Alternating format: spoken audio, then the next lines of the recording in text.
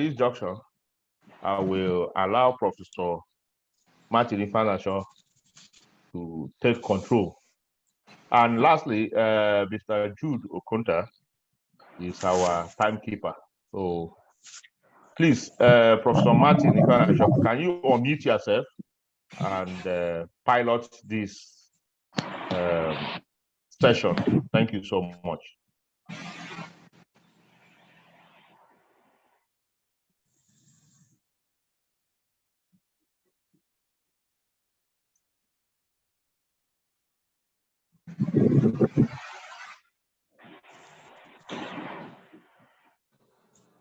Prof, please, Professor Martin Ifeanyi, can you unmute yourself?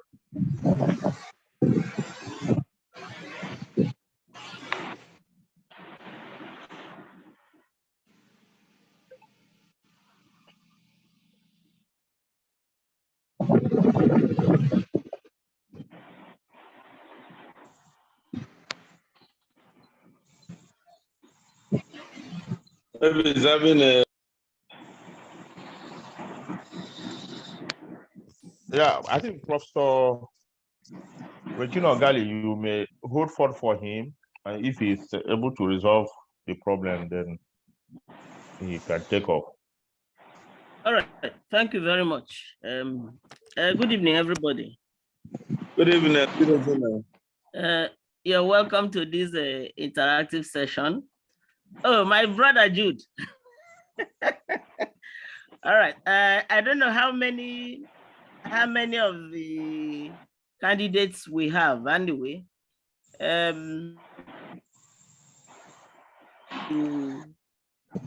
find out what each and every one of you has for Abia State.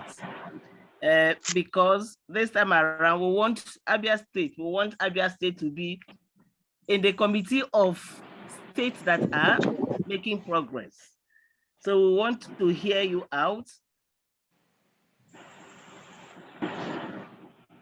Hear what we want from you. So we'll give each candidate 5 minutes to tell us what his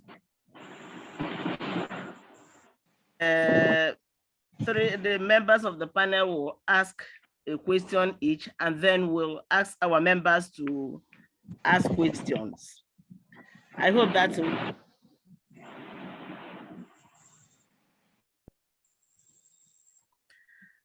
Are you hearing me, please? Yes, we are hearing you loud and clear. Yes. I hear you. How many of the candidates do we have so that we know how to start?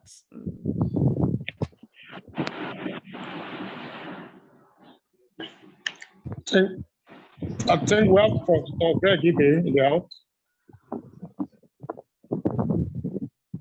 I will have Bishop Sunday Onoha.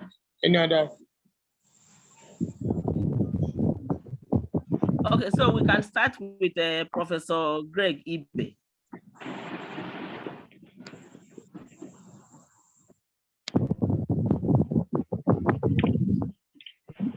Is he on? Madam, I'm here. Prof. Okay, sir. Good evening. You're welcome to APF Interactive Forum with governorship candidates. Thank you. Can you, in 5 minutes, just tell us what you have for Abia State? What is your blueprint? What do you want to do for Abia State? Why are you seeking our Abia State? Well, the package I have for Abia State is not what 5 minutes can explain. Even if you're in the classroom and it is given 5 minutes, nobody can give such answer in 5 minutes, but just notes clearly that I have to perform my civic responsibility by going into governorship. I tried it in 2014 because of the decay. They told me no, when it will be 2023, it will come to Abia North.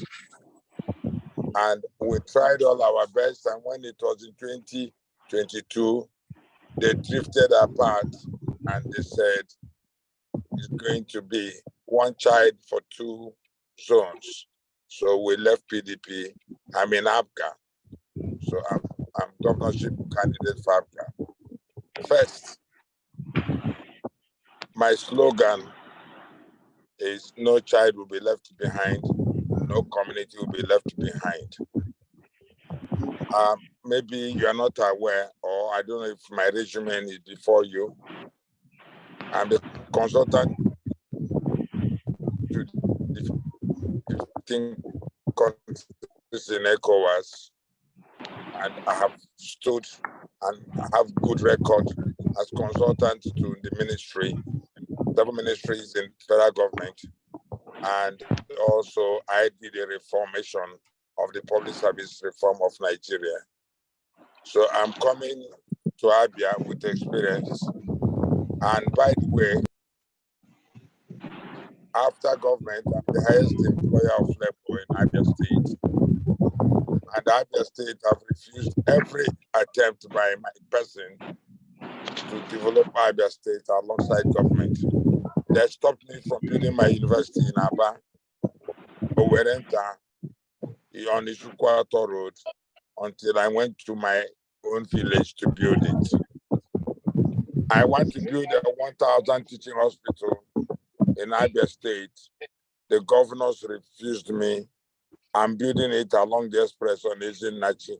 And I don't think there's any hospital in Nigeria that has the conception to have a 1,000 bed teaching hospital. I came to Abia State to build a first innovation hub in Africa. They chased me away. I built it in Abuja. That's why Blinken, Secretary of State of America, visits me in Abuja for 3 hours. Israeli Secretary of State visits me. India, Hungary, they all visit me there. Are you okay? Okay. And so what I'm saying is that I have the package. Concerning Abia, we built a COVID center in FMC. Every equipment inside FMC COVID center is my PCR. I am the supplier of PCR to this country. So what I'm thinking is to stop this incessant owing of salary, because in my university, I'm running it with almost 3 million students and 1,600 workers. I pay them their salaries. I fix their salaries before end of the end of the coming year. So I'm coming to Abia to do something different. I live in New York, and any other person that is asking to be governor of Abia State, none of them is quoted in New York Exchange like I'm quoted, because I'm an inventor. When the United Nations gave me the Center for Transformative Education in my university, they gave it to me because of the role I played in the UN during the COVID. And because I have a widespread in the whole world, I want to attract everything to Abia. And then I will do the World Trade Center in Amavo. Thank you very much. Thank you very much, Prof. I'm sorry, I'll have to come in now. It's already 5 minutes. I know we have quite a lot of information and great proposition from you, but it's already 5 minutes and we've aged into 6 minutes. So maybe we might turn over to the next question or to the next candidate.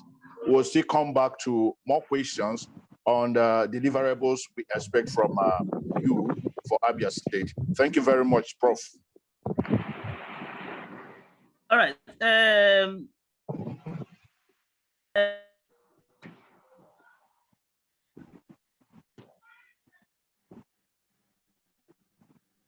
Hello. Hello, we're here. We're here. We can hear you loud and clear. Can Yes, you ask? I hear you, Prof. Yes. Can you ask your question, please? Prof. Hello, Prof. I couldn't hear. No, yes, I said, can you ask Prof your question? Okay, I was thinking we'll go to Bishop Sunday Onoha, another candidate that's in the house. Let's Yeah, also exactly. give. No, I think let's deal with each candidate. Let's attend to each candidate. When we finish, we can all come back so that at least we'll be focused. You see, if we allow each of them to introduce themselves and all that, and you come back for the questions, at least based on what the person has said he wants to do, we can now at least ask the questions and except you think otherwise.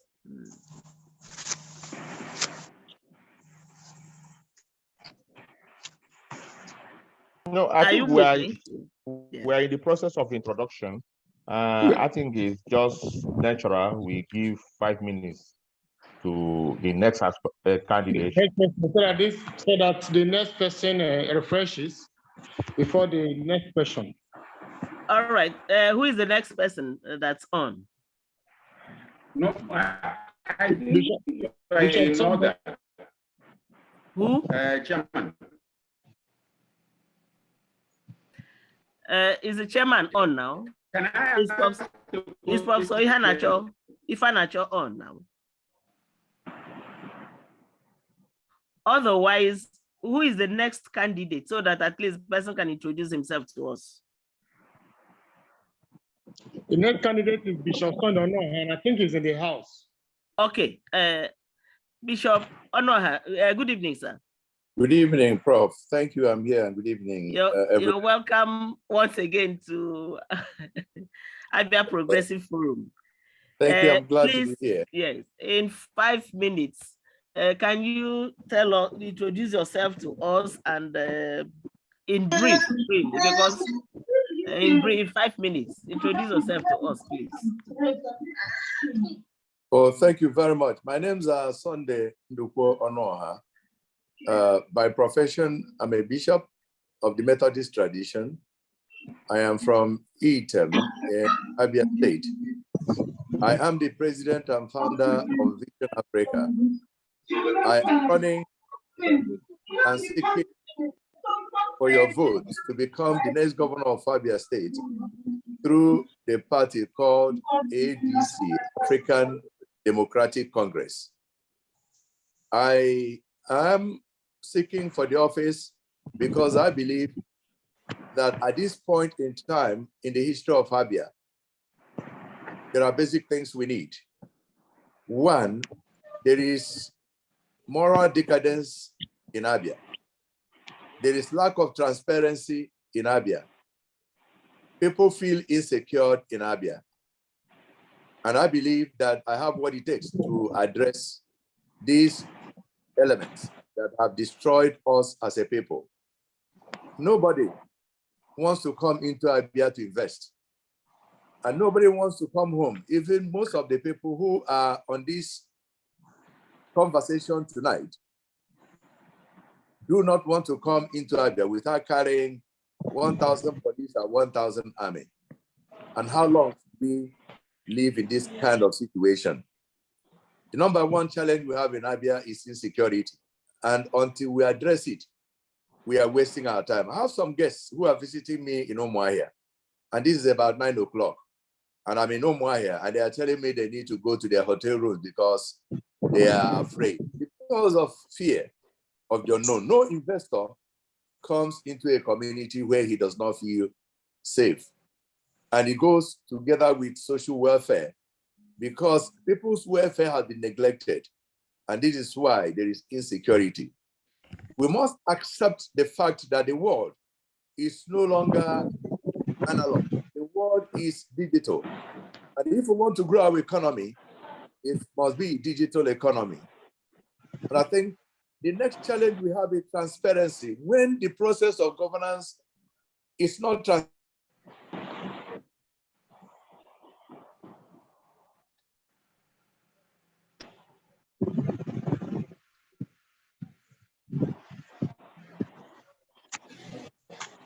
We lost him.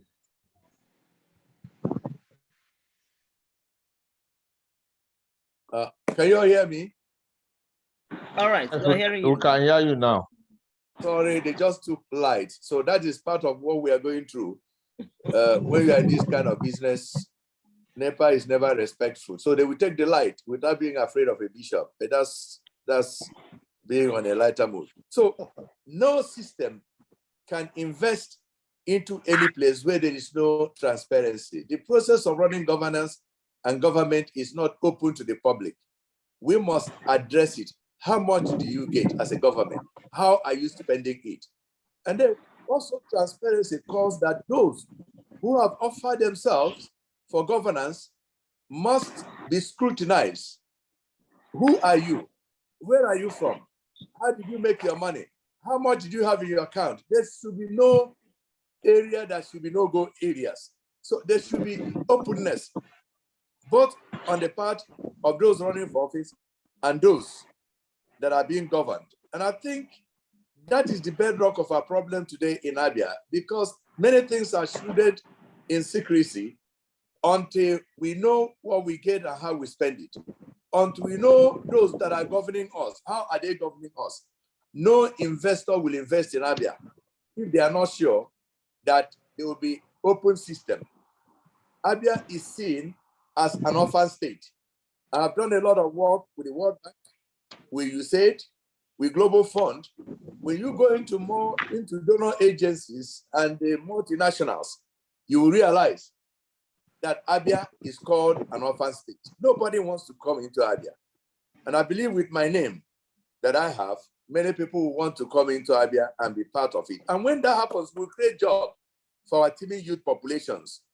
Because if investors come into Abia, like many of us are investors in Abia, that we have created jobs, open door for young people to be trained in Abia.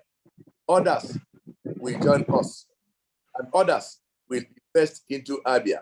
And when that happens, that will touch our educational sector, because our educational system, apart from private universities and private schools, our public schools are in total disarray.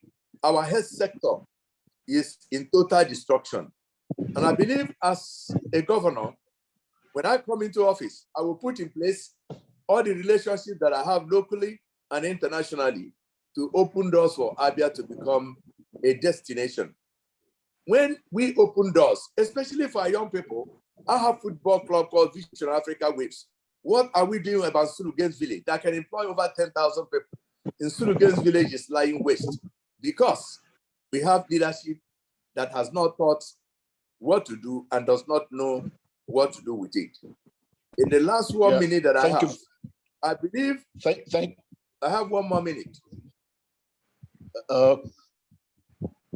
Bishop, I think you have exhausted your 5 minutes.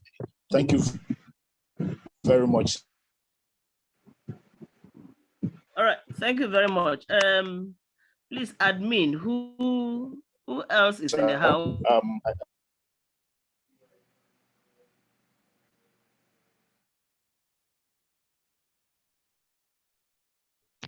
I think we may go ahead with our questions to the two The candidates for now. are thrown at this moment. Thank you very much. Any other candidate in the house, sir?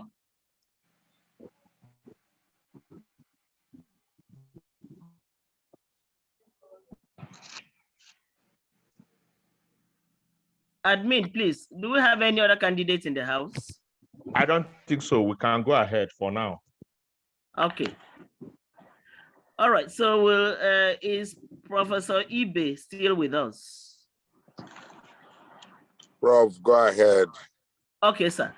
Dr. Hamba, please. Can you start with your question? Yeah. Thank you, ma'am.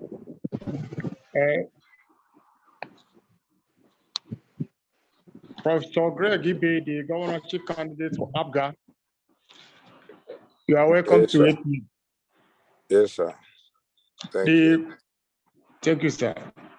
The question I'm going to ask you is,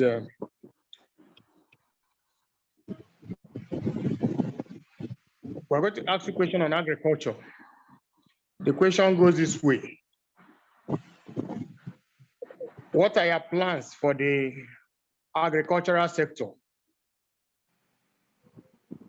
Are there opportunities in that sector in Abia State? And what, if there are, how do you intend to harness those opportunities? Thank you very much. I know you must have heard about some guy in Port Novo. I'm a director in Songhai in Port Novo. And I am the owner, together with Professor Zamujo, the owner of Nigerian Songhai. We have established Songhai in Port Harcourt, in Calabar, Lagos, Katsina. We are doing some in Enugu now. We're doing some in Owerri now. So this is one aspect of something that we started in UNDP in 1993. So let me get myself down to Abia State. My university alone, I have a College of Agriculture. I have an agri farm in my university with 27,000 battery cages fully installed and 400 layers and broilers building. This is me as one person. And I'm inculcating the ideals of Songhai wherever I go. And I've sent many youths to train in Port Novo. So if your question is so good, because in agriculture, let me take you around to Bende. Luckily, Bishop is from Bende. They have the marshland for rice. I don't see why we will not work there. Let's go to Ukwa East. Come and see palm trees. We are the second largest producer of cocoa in Iguano, and everything is shipped to Shagam. Come to Sukwato, Uturu, and Umunochi, up to Achi, you will see cashew nuts. And the Indians bag them and they take it away. Go to Zuakoli. Go to farm settlement sent by MI Opera.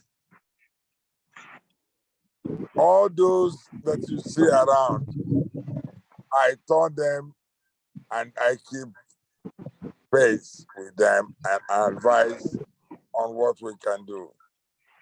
Let me give you one simple example. I cleared 10,000 hectares and planted plantain. When they are maturing, what happened one day was the herdsmen came to that farmland and crushed all my plantain and ate them up.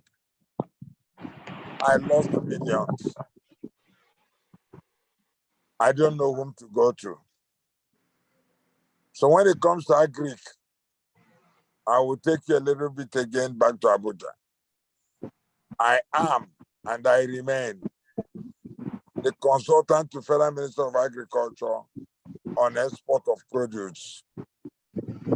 I just spoke to Mohammed not quite long now, and they want to see how they will adopt my paper. So when it is agric, call me, because I'm deep down in agric in all forms. Thank you.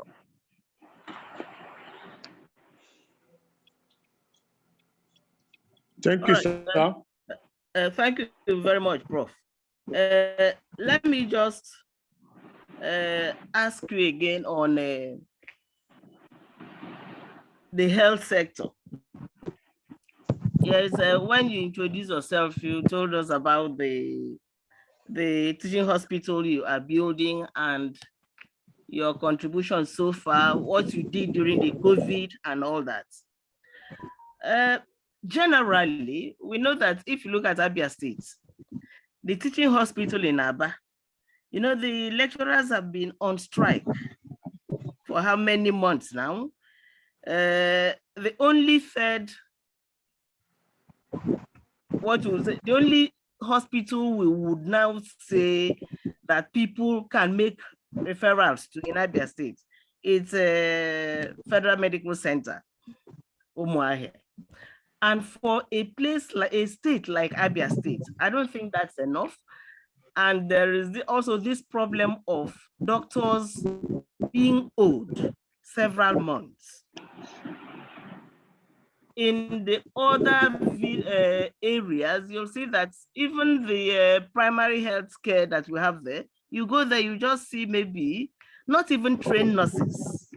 So what would you do to improve the healthcare delivery in Abia State? Thank you, Prof. I will start by answering this question by telling you that my master's degree is on healthcare management. I'm a HMO in the US. But let me tell you what it has assisted me in the States.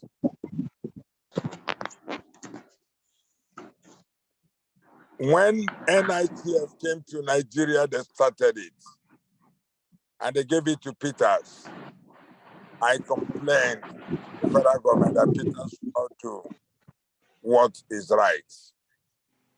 Most of us today signed in to HMO. That HMO that we signed in is called Health Maintenance Officer because it was only few of us that studied health management in universities abroad. Because we were few, they made it health management office. That's why banks decide to own these offices on healthcare providers. When we used to run university, when I was building Abia State University, and by the way, you mentioned the teaching hospital in Aba. I built it from 1987 and I completed it in 2003. From foundation, I built in my port, just for records. For this hospital, the state government of Abia is owing me 160 million since 2003. All successive government has failed to pay. Unfortunately, a few years ago, when I started my medicine, I called Abia State University to send me their students that are studying medicine, that they are overloaded, that let them come to my university and study medicine, that I foresee them using accreditation. They thought I was joking. Today, they lost accreditation. The hospital is bad. They didn't pay health workers. They refused to do anything in this. That's why in my manifesto, I said I was going to build the secondary health institutions, 17 general hospitals. And I didn't just stop at thinking about building the 17 general hospitals. In my university, Gregory University, Durham, I decided to start the department for allied health. And I've offered 543 persons, young boys from 17 local government scholarships to study medical and allied. My agreement with them is that you must go back to your community and provide health care. No MRI in Abia State. The only CAT scan in Abia State is owned by my young brother. Case Diagnostics in Aba. It is a thing that will send you to tears. that the minor sickness that the primary health institution or secondary health institution could handle goes to FMC. I am building a 2-story building inside FMC Umuahia for hostel, for laboratory, for my students in training. By July, I'll graduate my first set of doctors. So about 80 doctors from FMC are adjunct in my university, and I pay them salaries. I will not let Abia State any health worker to go without getting his or her pay. And I make sure that even last year, I sent out 62 medical teams to 17 hospitals, to 17 local governments to do free medical and surgical outreach. Last week, I just finished the first 100 surgeries in my own 2 theaters in my universities. So when we come to health, I have the statistics of every person that is in 17 local government. And that has made me to develop my plan. By the way, I remain the Director of Research and Development for Abia Elders Forum. And that gave me the opportunity to study Abia. And in my palm, I have the statistics of whatever I'm telling you. Thank you very much, Prof. Thank you. All right, Prof. Thank you very much. Please, does anybody have a question for Professor Ibe? Yes, please. Can you hear me? Please. Okay. I've seen Can you hear me? Shalako. I've seen Shalako. Any other person, so that we have seen. Is that Joseph Ukeje? And then Jude Udachara. Okay, let's take the 3 first. Let's start with Shalako. I don't know, is that your correct name? That's what is showing on the participants board. Please, can we take your question?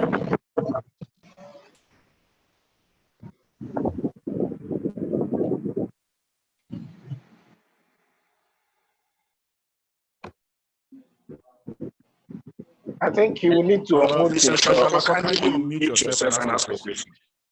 Hello, Shalako, right? Dr. Trim, unmute yourself. Please unmute yourself because okay. While he's getting ready, can we take the question? The chairman is back on and his hand is up. Prof. Nacho, please.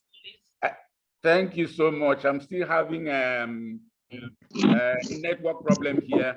I want the participants to address this question. The problem of salary arrears and non-payment of pensions has brought about a very image of this state everywhere you go. Now, one of the problems people are always harping on is the existing law which says some institutions established by Abia State are giving subventions which are not regular and are not enough. Are the contestants going to retain this law and continue with subventions, or do you please do something new? Tell us in specific terms.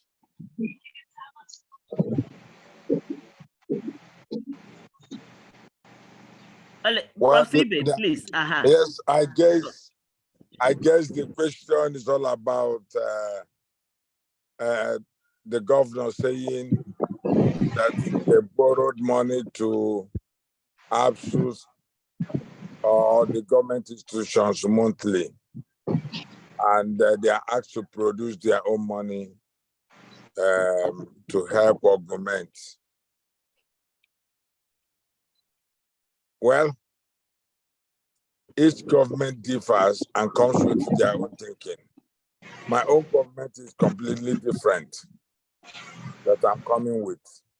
By the grace of God, when I get there, subvention or no subvention, it would be better to first clear the areas of people, not just those that are still working, but remember there are people that sacked in government because they are not from Abia State. We shall first start addressing them. It will be a gradual process, but we'll get there because I would want everybody to go home and be happy. The issue of subvention comes when somebody is doing something wrong. The federal government of Nigeria keep on doing subvention, fuel and diesel. God knows where it has taken us to. Let's take education. If somebody will be paying 40,000 naira to go to Uniport, and after 4 years, he will pay 160,000 and graduate. We are not being fair to the higher institution.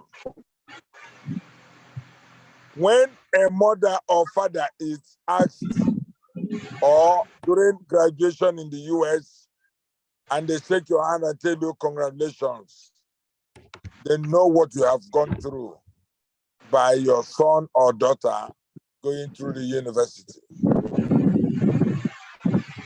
Here, the only job we have for youth is going to the university. If you go to Ekiti State, Ado Ekiti, in the technical college there, I built 21st century technical college that World Bank gave me the job. And I'm building 9 in Oshobo, in Osun State. Most of our youths are highly talented in the minutest job they can lay their hand on. Let me also give you an example. There's no job, whether it is car production or house building, that doesn't require a technologist, a technician, or an artisan, or a welder. If we cannot produce middle manpower requirement for our people, we are jokers. Everybody has run down to the university because they find it very cheap. Whereas there are other good jobs that you can do and still one of your best. Since 2002, I have people have taught different skills because I wrote for UNDP. If anybody have access to UNDP, you can go and see my books. I wrote 42 hands-on training modules on 42 skills. And I used it to open 544 skill centers in each local government in Nigeria. And of course, you know that skills is a veritable tool to stop restiveness. President Obasanjo asked me to do 47 additional so that we can stop the trouble and worry and jaws wherever trouble is coming. He sends it to establish something. In Abia State, our state that I'm praying to God to give me the opportunity come Saturday. Convention. Thank you very much, Prof. Is completely different. Thank you very much, Prof. Thank you very much. I think we're making progress with our time. Yes, ma'am. Is Shalako ready with his question? Yes, ma'am. Good evening, Sorry, ma'am. I had network issues. Prof. Okay, Hello. so Hello, you're Prof. having some Hello, Prof. problems.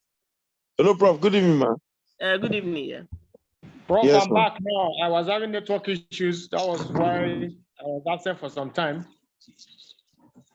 Okay. Hello, ma'am. Hello, Yes, Prof. please. Yes. Yes, ma'am. This is the Salako, ma'am. Yes, ma'am. Okay, please, can you ask your question? Prof. Sibe is still on the line, yeah. Okay. Do I allow him to speak? I don't know. Pardon? Do I allow him to speak? Ask him your question. What? Because you raised your hand Okay. when I asked those who have questions for him. Oh, yes, ma'am. Thank you very much, ma'am. Good evening, Prof. Yeah, ma'am. Hello. Hello, Good evening. hello. Good evening. Good evening, sir.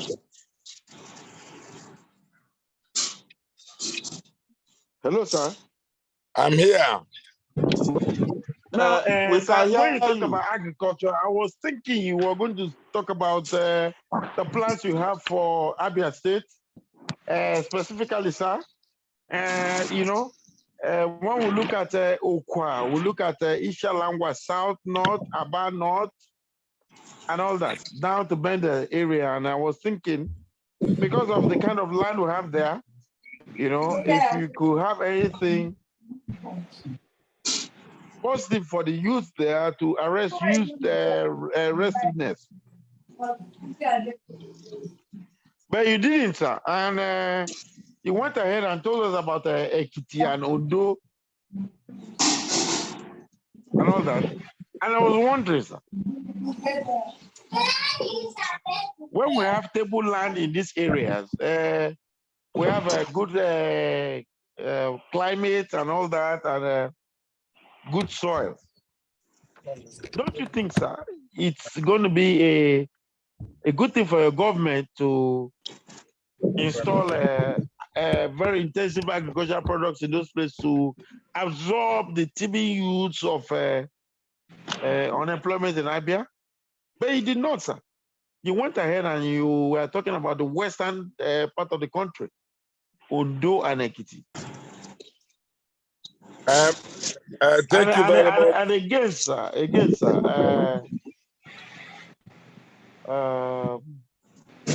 you spoke about, hello, sir. I'm here. Go ahead. Yes, hello, sir. Can I answer you? Okay, so you went ahead and talked about what you've done and all that. And in the university, but we're hearing about cases of intimidation and not payment of salary of your staff in your university. I just want that to be.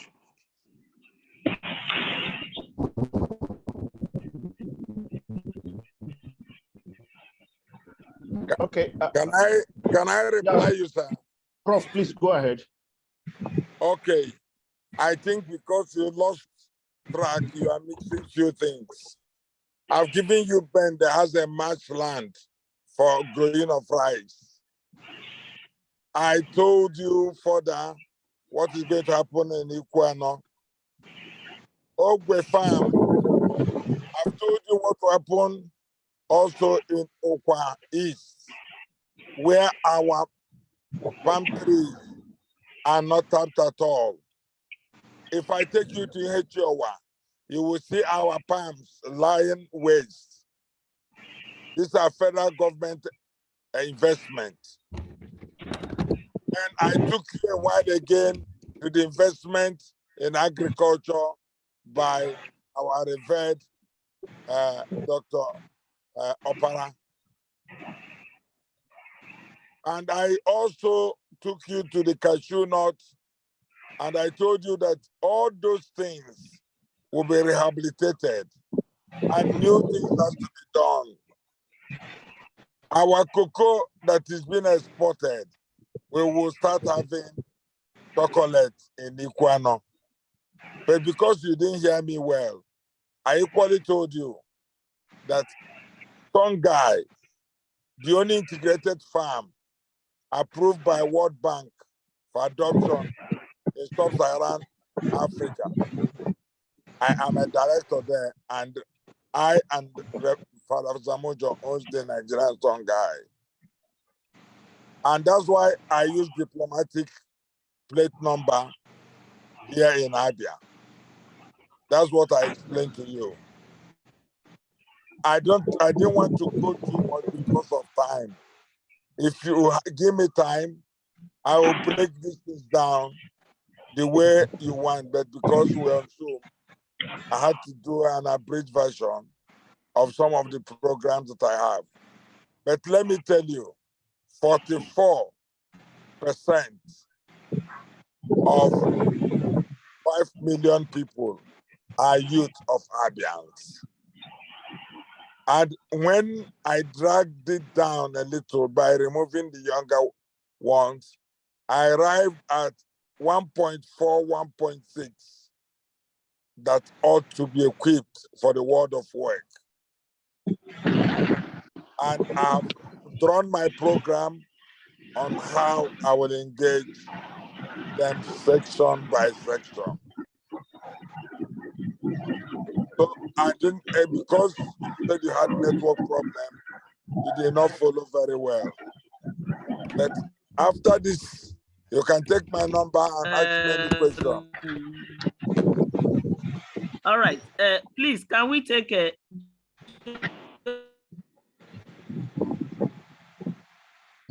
with us? Is it my question? All right, okay. But my brother Jude. All right, we can take your question if you're ready, because the other people, they can't even, I hope they are still with us. Let's take your question. But I think I have Time to. is of essence. I think I raised up before Donald Jude. Okay, are you ready? Of course, yes. All right, please, can you ask a question? Direct. Let's because of time, let's be direct with our question so that they would deal with it and not just going round and round. Okay, so good evening, everybody. My question goes to Prof. Greg. Prof, I want to ask a question on the health sector. As you've narrated, you have a very good plan for health sector. But I think we're talking about the grassroots. When you're talking about governance, it has to do with the general people, not just the elites. Because what you talk about, you've done and what else, I believe somehow it's just for the elites. But we're talking about the Abians. Now, my question goes, like you talked about the doctors you've trained, those that are going to be graduated, I think July this year, they are all good and fine. You build Abia State Hospital, whatever, in Aba, from 85 to 93 or thereabouts. You will also agree with me that that same hospital is under-equipped and it's not functioning well. The question would have been, or your answer would have been, how you would revive this hospital. The question would have been, let me use an example. In my own village, I'm from Alai, to be precise, by the local government. I'm from Amoko and Amaku village. We have a health center there, which we call a maternity home. In that maternity, there's no bed. In that maternity, no equipment whatsoever, no drugs, no nothing, absolutely. It's just functioning. I think they have one nurse, and the nurse is not even, I think it's not even good or whatever. The question or what I was expecting from you, how you will revive this grassroots health sector that is totally down. Secondly, I want to ask a question. All these equipment which you talked about, the doctors will use, how are you going to finance it? Generally, Nigeria has a maintenance problem. How are you going to finance it? How are you going to maintain it? That is my two questions. Thank you. My brother, can you call anybody around it and find out if he benefited from my free medical? And I issued 17,000 eyeglasses, and I'm still doing surgery. And I know that somebody around you must have benefited. But let me give you one straight example about teaching hospital. I mentioned the fact that I built it from foundation. All the equipment that were there for 16 years in the container, I fixed them to the building. And when I brought biomedical engineers to help the equipment to work, they made sure that I was removed from the site. I have gone through the eye of the needle in developing these mistakes. If you know me very well, you know that I've never let my state down. During the COVID, I donated 850 bags to government, gave them my 3 ambulances, gave them COVID testing equipment. I fumigated all the market in Abia State with my money.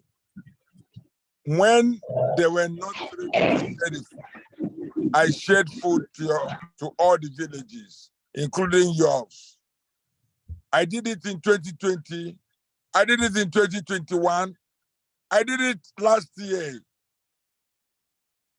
So when it comes to love for Abia, I think I have love for Abia.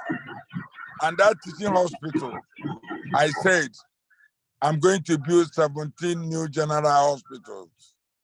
And by the way, I'm not only training medical doctors, I'm training physiotherapists, I'm training radiologists, medical lab scientists, public health, nursing, optometry, doctor of pharmacy, anatomy, physiology, medical biochemistry.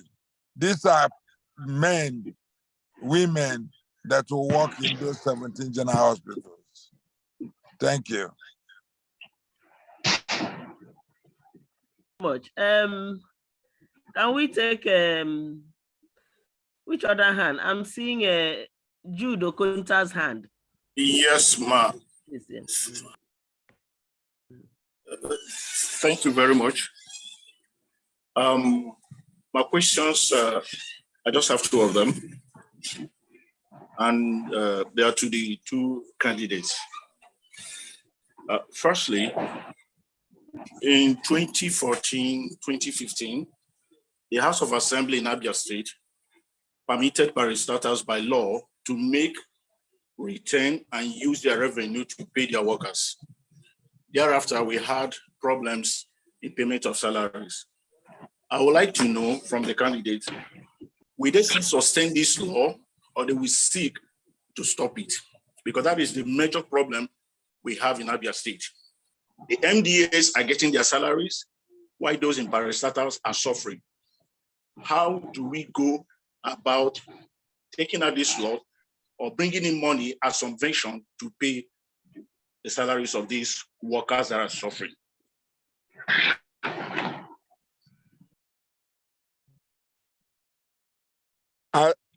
Thank you for your question. You mentioned, you used the right word, MDA. The MDA in federal government, I've never seen where they came up with a complaint that they are not receiving their salary. It becomes unfortunate for somebody to divide M different, D different, agencies different, when they are working for the same government. All of them are working for the same purpose. All of them are creating money for the same government. If government has any thinking cap on their head, should provide money to pay all the MDAs. So I, as the governor, who has served from age of 23, I have served in Abuja. No president or head of state I didn't work for. I built Old Secretariat Gariki. I built Former Foreign Affairs.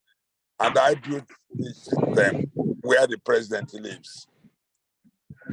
I have never heard that an MDA is denied salary by month.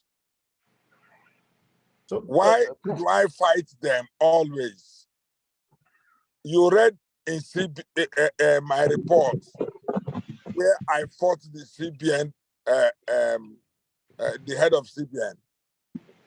You choose to give agri loan to the northern Nigerians, and you don't give any single loan to agriculturists in southern Nigeria.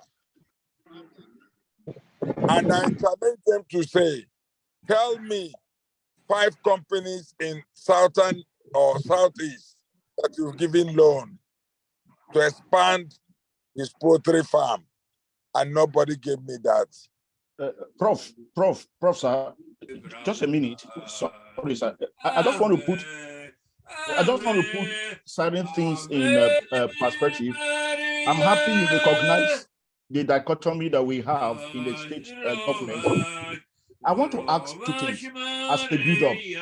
How will you stop that law from the state government? Because it's already a law that has been passed by the state assembly, that this dichotomy will exist.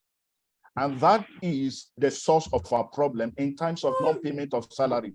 Will you stop the state assembly? Will you stop them? The second, my brother, that is not a good law. Thank you, sir. It's not a good law. It has to be abrogated. Who is the man singing on the background, please? Please, some people should mute their phones. Let's mute. Please, let's mute our, when we are not on, let's mute our this, please. Can we take, I don't know, who is this with OPPOCH? OC. Can you ask your question because your hand has been up?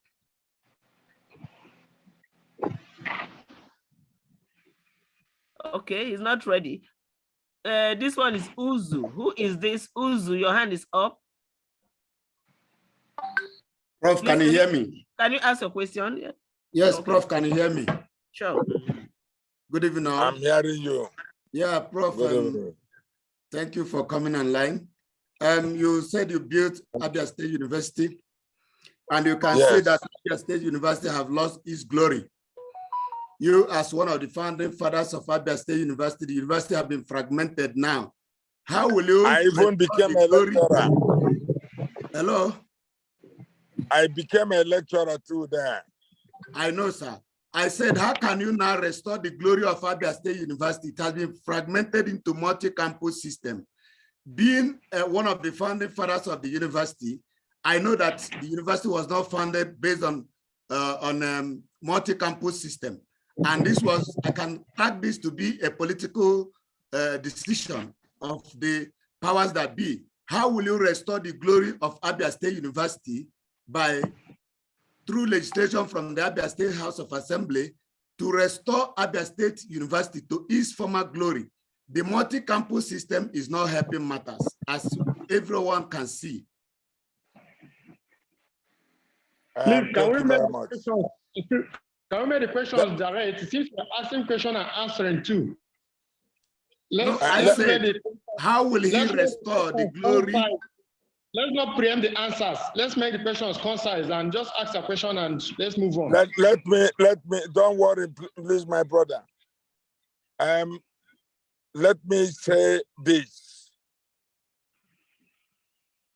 My advice to government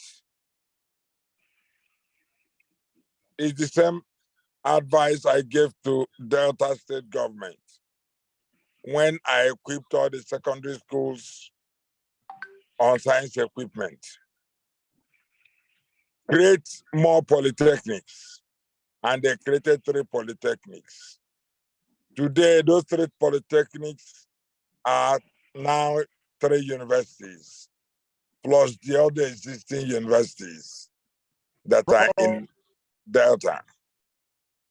I have advised our government to break Abia Poly to university and take the license of Abia State Polytechnic to either Bende or Asa. And then to break out of Chukwu as a university. And then do University of Medical Science in Aba, so that we can derive money from TED Fund in whichever way, so that we can expand our states. That will help Abia State University to remain as one unit. Dividing Abia State University have not done us any good. But as governor of the state, is contained in my manifesto, I will create these institutions. And once I create them, I will make Abia State University to remain one of the cherished universities that it used to be before. By the way, I personally instituted an engineering department or faculty in that university. I did the drawing for the farmers. Marbella. Very, very expensive bed. Ooh, nice Gucci, nice Cartier. You, Poland. Oh my God. Hello, admin. Just a word of caution. I think we have to mute this. You know what I mean now, yeah? It's levels to the shit, little bitch. He's infiltrating to this particular activity, and you know, he's really affected. You have to help it's more like a us spam. with all this it's like a spam. Let people who are not. No, that major in particular is a problem. I think it's a spam. That yes, Jude, I've also observed that. I have sent a text the host, you know, TAF TV to do the needful. Let him move every other person. Or at best, take him out of the questions are answered. I've sent him a text. I don't know why he has not done that. Maybe I have to call him. I think we can go major out.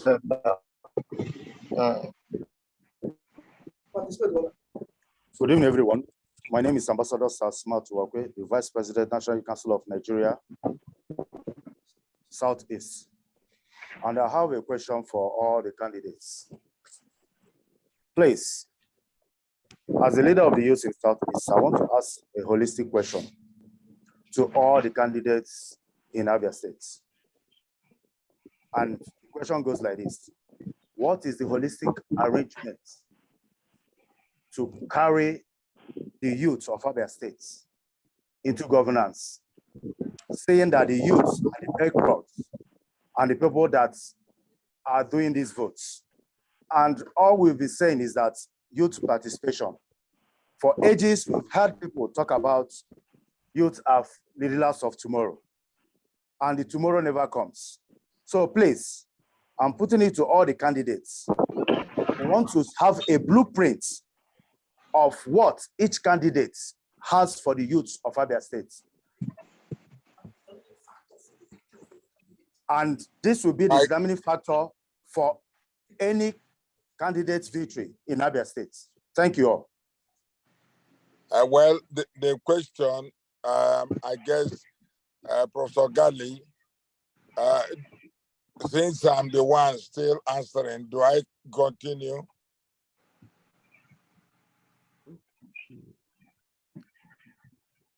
Maybe can we allow Bishop Sondano to say something? No, at least I think Bishop should note these questions. So when he comes on, he will attend to all this. We'll give him time to attend to them. This is in the house. Yeah. Please, Prof, continue. Yeah. My brother, statistically, I did mention, I don't know how long you've been on this Zoom. I said 44% of 5 million people of Abia State are youths. And I told you I've drawn a program for all the youths that will have the opportunity to do the following that I have done around West Africa in many countries of the world, both in our Greek sector. Look, I don't want to mention because this is an opportunity for pressurized work. So I keep things to my chest, telling you that you can Google and go to my manifesto and read all that I have.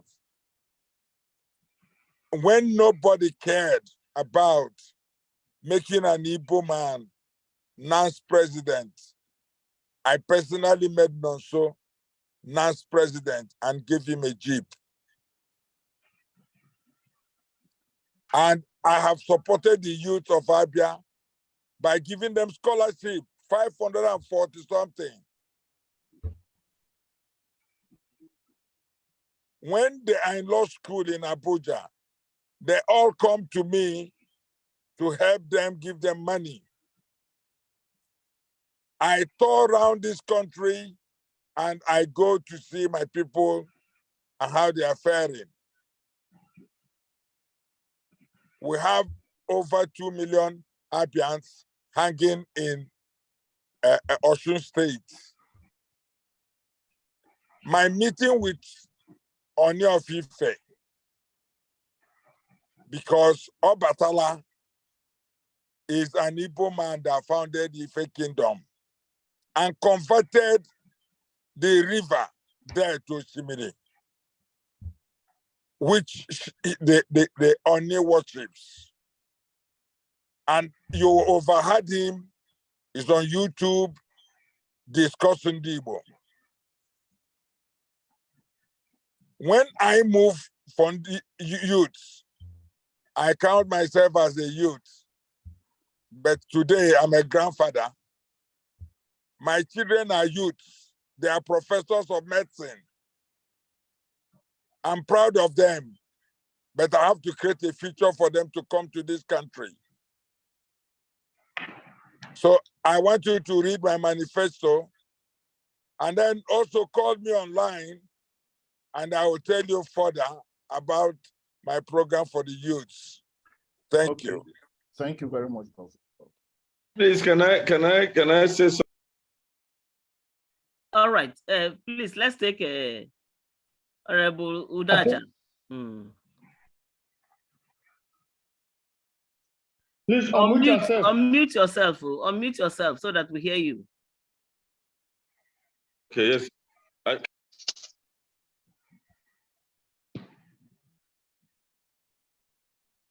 You are still muted. You are still muted. Okay. I'm online now. Yes. Yes, We can hear you. Go ahead. First information. I'm in the visitation panel, Abia State University visitation panel. Just information from inception. That university was multi-campus system. Was designed to be multi-campus system by law, the first law, and subsequent laws. So and then it's not good for us also as Abians to say that the university has lost its glory and all that. The university produces the best students in law school, and in competitions they go. 3 years ago, it was rated, 2 years ago, the best state university, second best state university in Nigeria. It's not lost its glory. The products are still very good, you know. So let's not put our own institution down. Ab initio, till date, all the laws specified multi-campus system. you know. So it is nobody is breaching the law establishing the university. So let's just have that. The information is there. My question to my brother is that, first, I have this reservation. I know, don't take it badly, but I know ABGA is in Supreme Court, and I want to know when Supreme Court will give judgment on who actually is ABGA candidate, governorship candidate. If it's settled, I would also like everybody here to know that it's been settled. Supreme Court ruled on it, and then that is settled, so that we can go on with campaigns. People can go on with campaigns, but some of us have issues that ABGA don't have a defined candidate. I think, Honorable Jude, I have to overrule you. This you are talking about case that is still in the courts. Can we proceed? That's what with I'm saying. another So that's what is a court matter. No, you don't have to bring up that, please. No, it's good to bring it up. You know. No. Don't leave court matter out of this. Okay, Let's fine. On the health issues, the medical center in Ezinachi that Garibe is building, I really want to know, why is it taking so long, one? And then is it possible to create a little center, a health center for the community there to be using? Because there are no hospitals around there.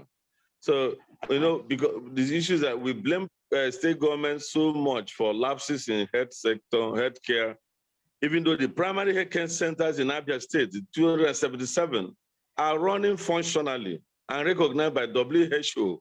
They are doing the job the state government has, you know, stipulated that they should do.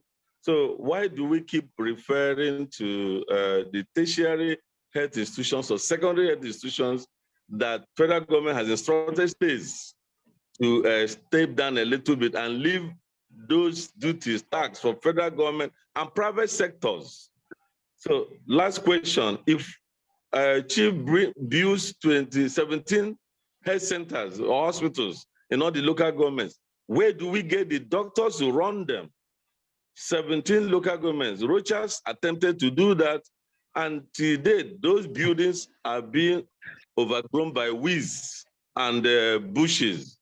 So is it still more viable for state governments to run hospitals, tertiary and secondary hospitals, than private sectors like it's done all over the world?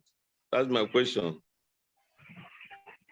Please, before this question is answered, still remember myself, Ambassador Asma Tuwakwe, the Vice President, National Council of Nigeria, Southeast. I have not heard some of the candidates speaking to us about the question I asked. Please, can somebody clarify this? Any of the candidates clarify this to us, so that the youth are listening as I'm speaking to you, so that we'll get. Sorry, sir. They asked a question on youth. I think one of the candidates for they have answered the question. If you're not contented, there has given an answer. We'll come to Bishop Son, don't know who will also give an answer to it. But Professor Greg has answered that question to the best of his ability. It's okay. It's okay. I'll be on. So another thing is also that for those that raise their hands, can they lower them if they ask questions, so that we know those remaining to, that have not asked questions. We can still see the hands of Judo Kunta, Judo Dachara still raised, and I'm sure they've asked their questions. Can they lower them so that we can know the next set of people to ask?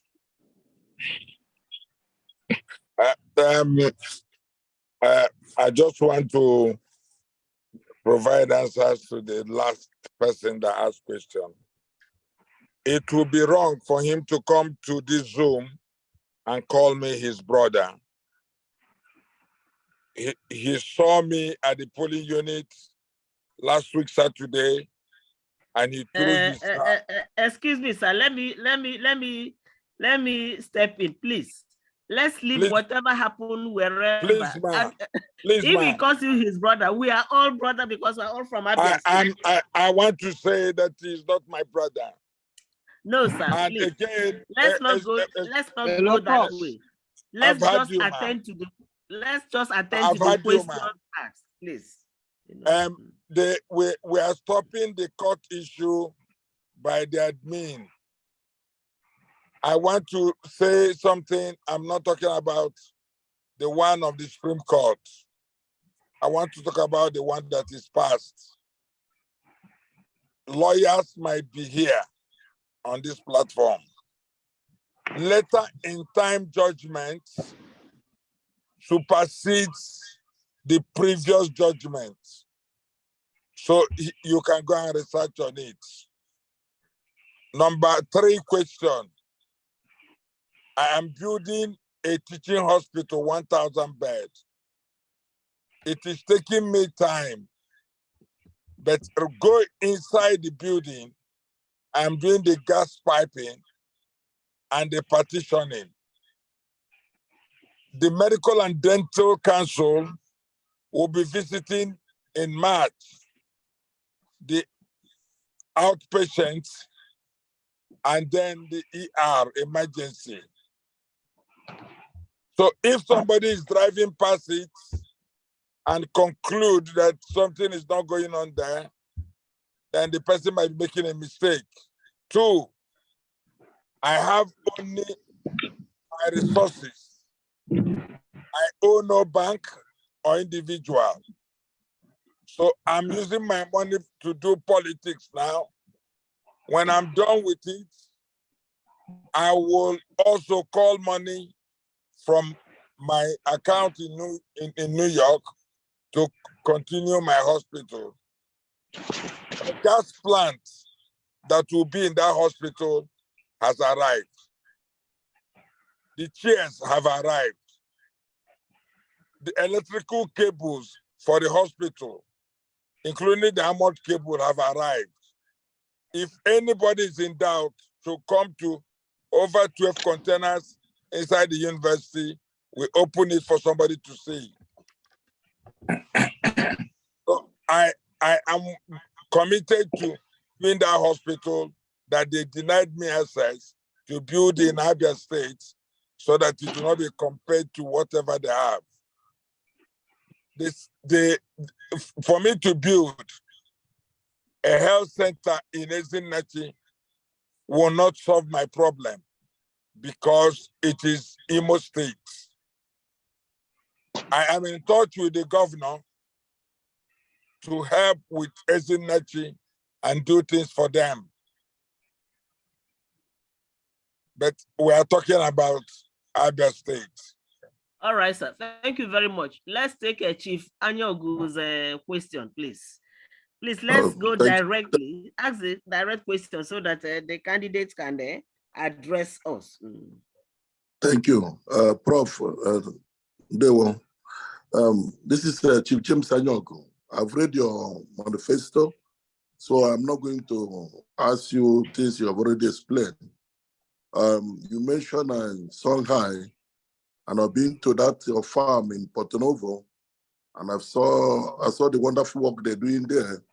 So my question is now, if you win this election and become the governor, do you promise to bring the same work in Porto Novo to Abia State? And secondly, my other question is, since the creation of Abia State, we have been in a rented building for the governor's office. Will you promise in your first term, to move to a permanent building? And that's it. Thank you. Thank you, my brother. There was a particular year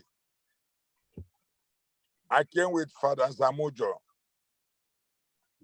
to do Songhai in Abia. We were asked to come to government house by 9 a.m. So we slept at Dam Great.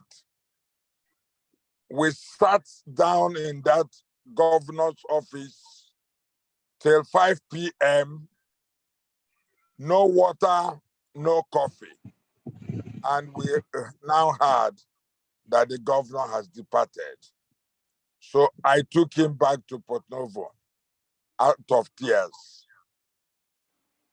But now it behoves on me as a governor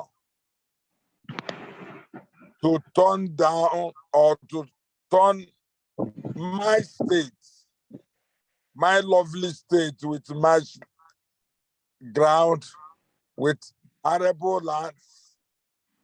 I was at Oramasaka by 12 midnight yesterday. And I was talking and campaigning to them. They have arable land. Same with Arochukwu. I was there at Tututu. I was there at Ozuabam. We have land. So I promise you that I will get my experience to bear so that the youth will have something to do, so that we can produce gluts. Palm oil, we can have it. I have made Abia State the logistics hub of Nigeria in my documents. Why I said I would do it, oh my God.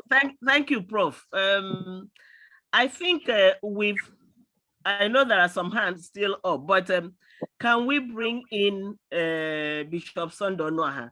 At least let Prof also have a glass of water because he's been talking for quite some time.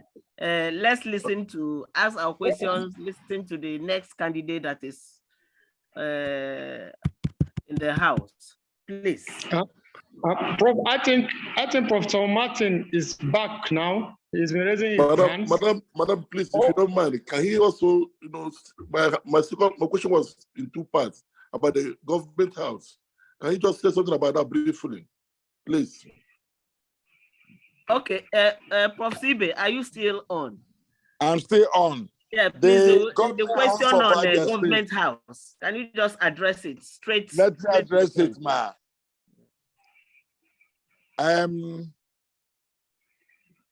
There are things that cannot be said on Zoom, but because I've been involved in the security architecture of this country, there's no government house that people should live behind the governor's bedroom, like in Ehimiri.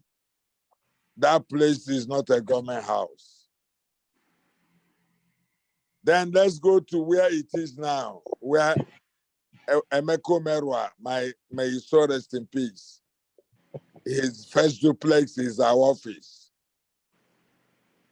All those places, by the grace of God, will go down, and we shall build a new government house that you will access from the express up to Juku Bunker. I promise you this, and you said you read my paper, and that's exactly what I'm going to do. Thank you. All right, thank you very much. Yeah, Bishop, are you still with us?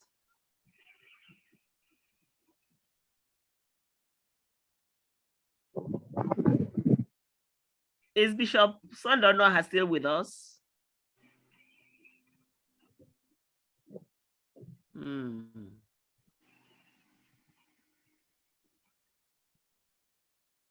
Wow, what do we do?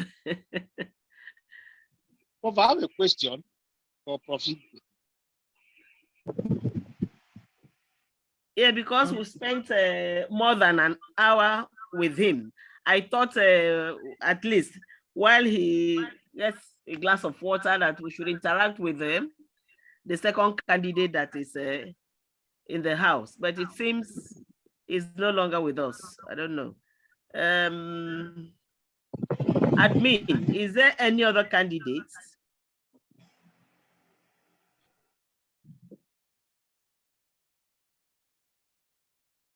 Admin, are you still with us? Still with you people, sorry. I don't think there is any other candidate. But Bishop was with us. Yes. I thought we should at least interact with him while Prof takes a little break. But if he's not there, well, there are still some hands up. We can continue with him. maybe the admin should Okay. start him up while we still continue with Prof, so that we'll have. Please, my hand has been up for more than an hour I know, now. Chika Orieji, yes, Yes. I know your hand and that of Azubike Madubwezi. Yes. But I just thought, because we spent almost an hour and a half with Prof, and I thought the other candidate we should also. But if it's not there, we'll continue with Prof. There is something very important. Yes, there is something very important that needs to be taken care of before Prof. Ibe goes. I don't know if I could be given a chance to just say it out. It's not so long. Let's first of all be sure that he's still with us. Prof. Ibe, are you still with us, sir? I'm still. Okay, I'm sir. I'm still with you.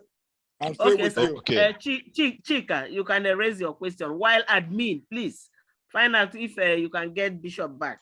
Okay. I've gotten I to have Bishop. He says he has a very poor network, except we put him on the phone via me so that he could speak to you people. I don't know. That his network is quite poor. Okay, let's then finish with Prof. Ibe. Then we can try that.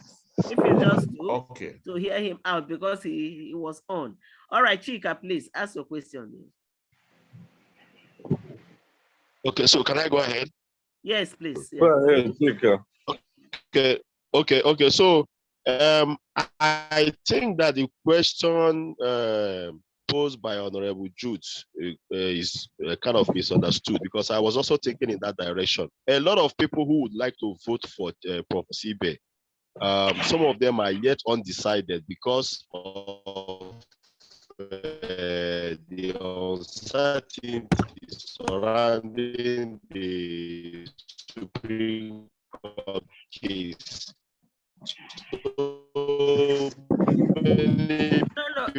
Please, I thought we have. Chika, I thought we had looked at that right now. I have overruled that question. If a matter is in court, No, after voting him. No, you're lagging right now. No. I think for now, the name admin, sorry, please. is what we are going with. Have another intruder again by name Bill. Hello. These intruders are coming in. Can we take them out, please? By name Bill, and it's disturbing our communication. Okay, we have done that. I think, Chika, please don't go that direction again. If you have any question, you can ask. All right, no problem. I ask my question. Chairman, can I say something? Okay. Chino Nyerem, please. Okay, you can come on.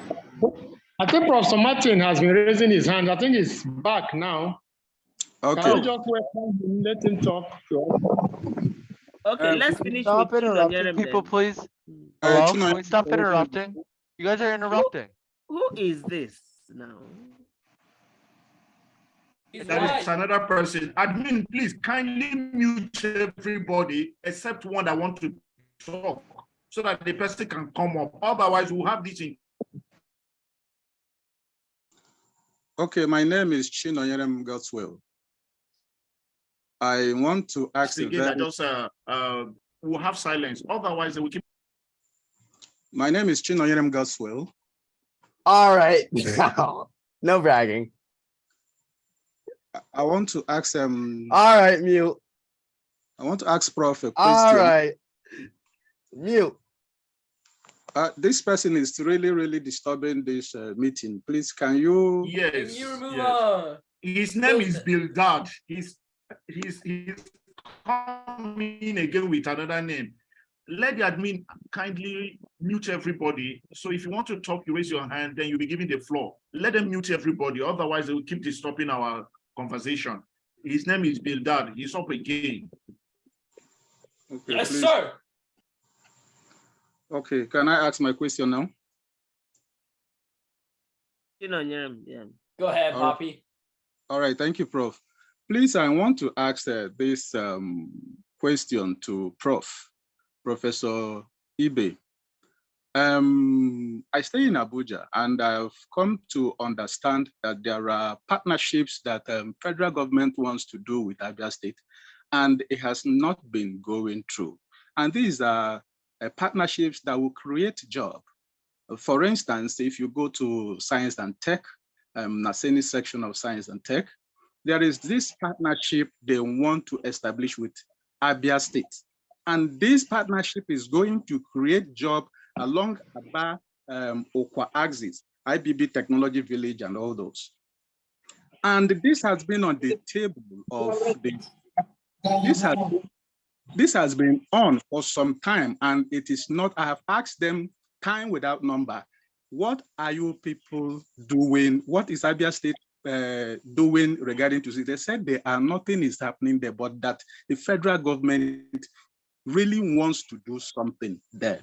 So now I'm asking Prof, how if he becomes the governor of Abia State, how can he help Abia State in brokering very nice partnerships with the federal government, not only the federal government, the World Health, United Nations, and all international bodies, just to drag them to Abia State to develop Abia State. Thank you very much.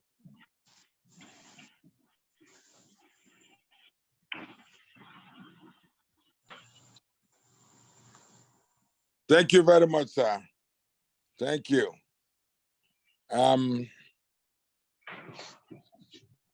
I want to talk as an informed, very informed person on the Federal Ministry of Science and Technology. I took a man called Ejiofor from Umudike, brought him to Federal Ministry of Science and Technology, Abuja, and later made him permanent secretary, Minister of Youth and Sports.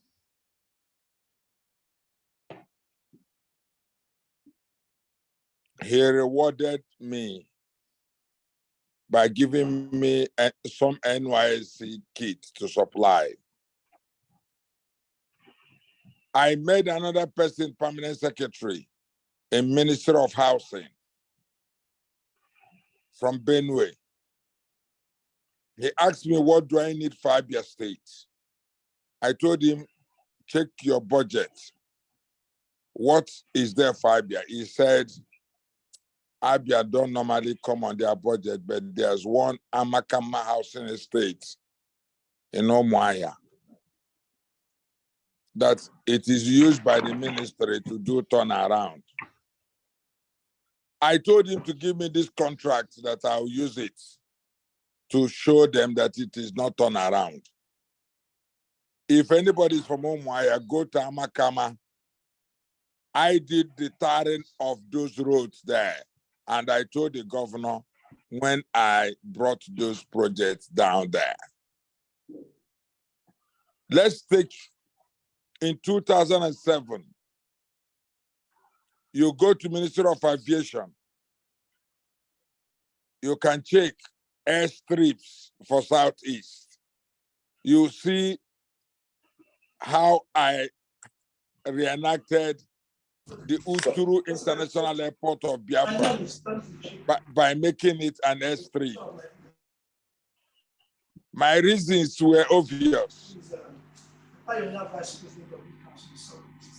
Oh my God, somebody's speaking. Smart, please. If an aircraft, Port Harcourt or where Enugu, Akwa Ibom and Calabar has a problem, since I built Imo Airport, it has never failed. The runway has remained the runway. I said, let me now put an airstrip in the former Biafran airport in Uturu. It is there in the budget. They're not implementing it now. But once I become governor, I will get it activated. And of course, Abia will have an airport. What is wrong with my state, Abia, is that they recycle everybody. Why should we have young men who should go to Abuja in Public Service Commission and take position as assistant directors in the MDAs? How many ministries or MDAs do we have in Nigeria? And how many Abians are positioned? I have gone to different governments since the past 24 years, telling them that I have access. Let's take more people to Abuja so that each year they will write in one project for Abia. If 44 or 55 MDAs write one project for Abia, there will be development in Abia State. Okay, thank you very much, Prof. I want to, can you please allow me? I took my money to Azumini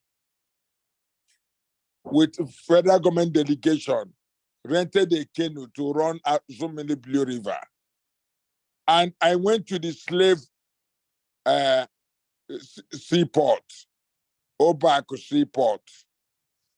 Is the deepest seaport, better than One and river, Cross River.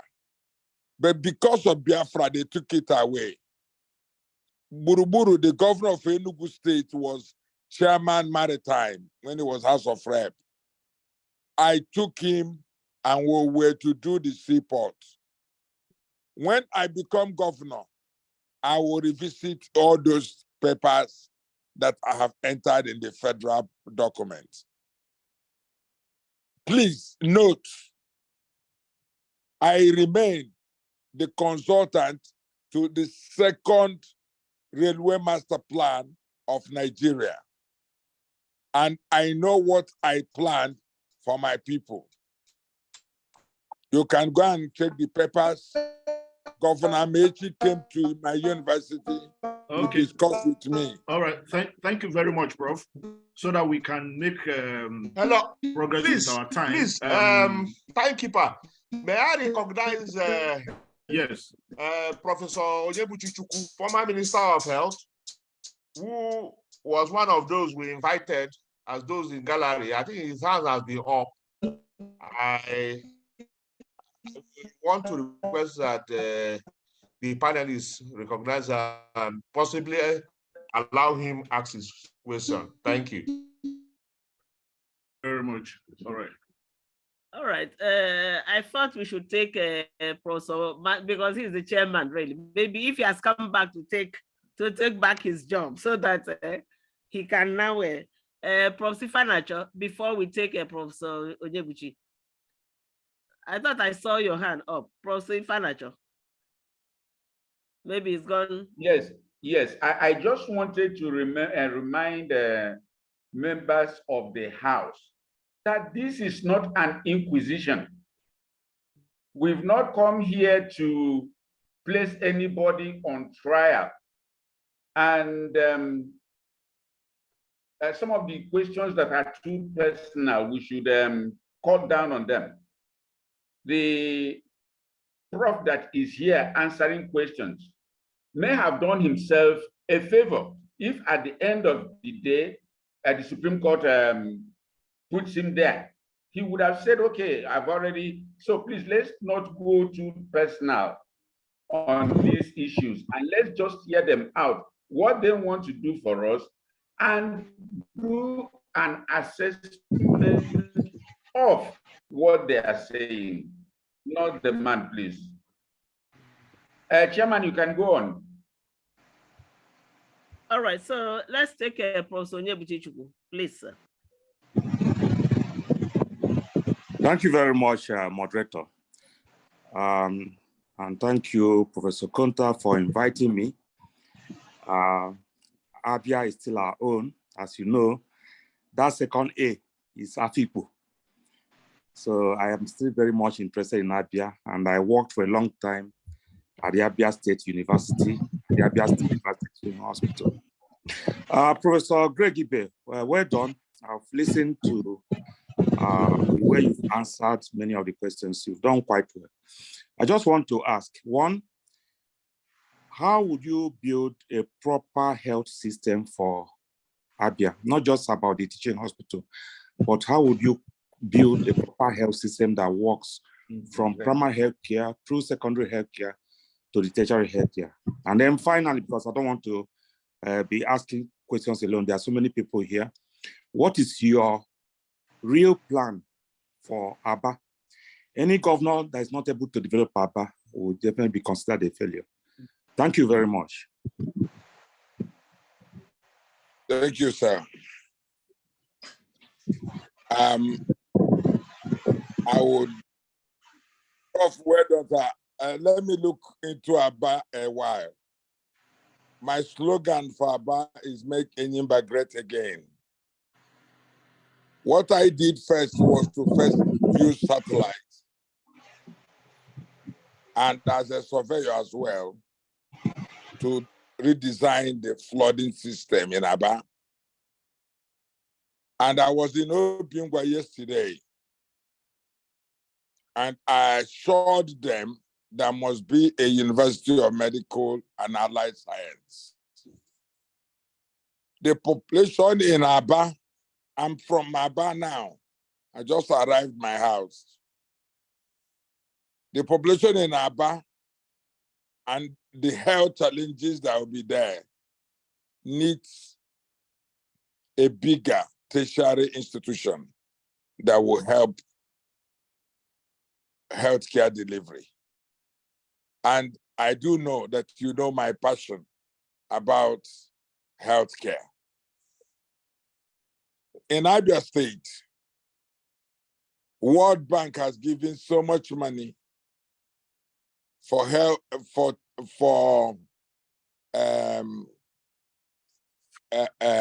local health centers in many villages. Yes, they've been built. Some senators sometimes will bring constitutional projects and give them some medication. But after that, it dies off.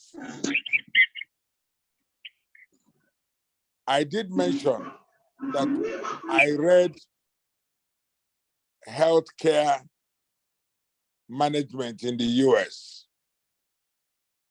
Why I read it is because I had earlier thought that I would be residing over there. But I came back to join my boss to start NITF. I'm happy that FMC that was under you is serving all the purposes, primary, secondary, and tertiary. But with my 17 general hospitals, it will reduce the burden that FMC is carrying now. So with our primary health care, they can do referral, and it will be supported by our rural health doctors, who we call primary health doctors. The way I want to think about it is that a primary health doctor should not have a laboratory in his clinic. He should collect blood and send it to a bigger establishment by either in collaboration with government or by government, so that they can give them results that is real. I'll give you another example I'm planning in my head. I'm trying to set up a reagent factory in Abia State. Why? It takes 10 hours for most flights to bring reagents to Nigeria, to Abuja Airport. By the time they arrive, there are no more under minors, but just cold air or cold water. Before it is taken to Maiduguri and is used to check malaria, malaria becomes typhoid.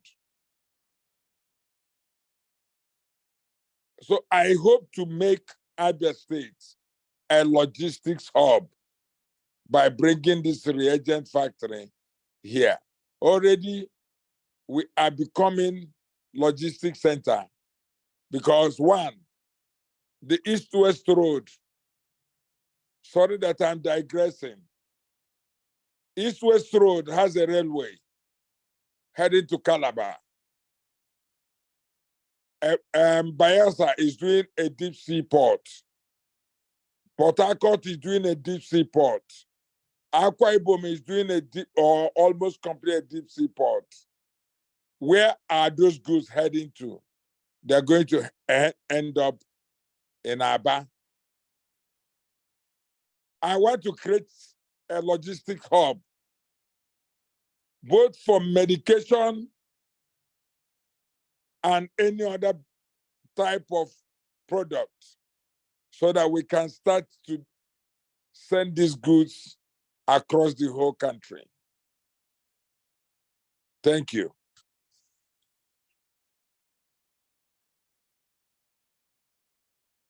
Thank you very much, Prof. I think the last hand that is here, Azubike Madubwezi. Please, can you ask your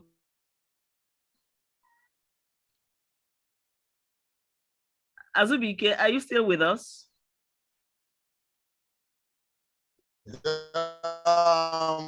With you, Prof. Good evening, and thank you for, even though the hand is spending Azubike Madubwezi.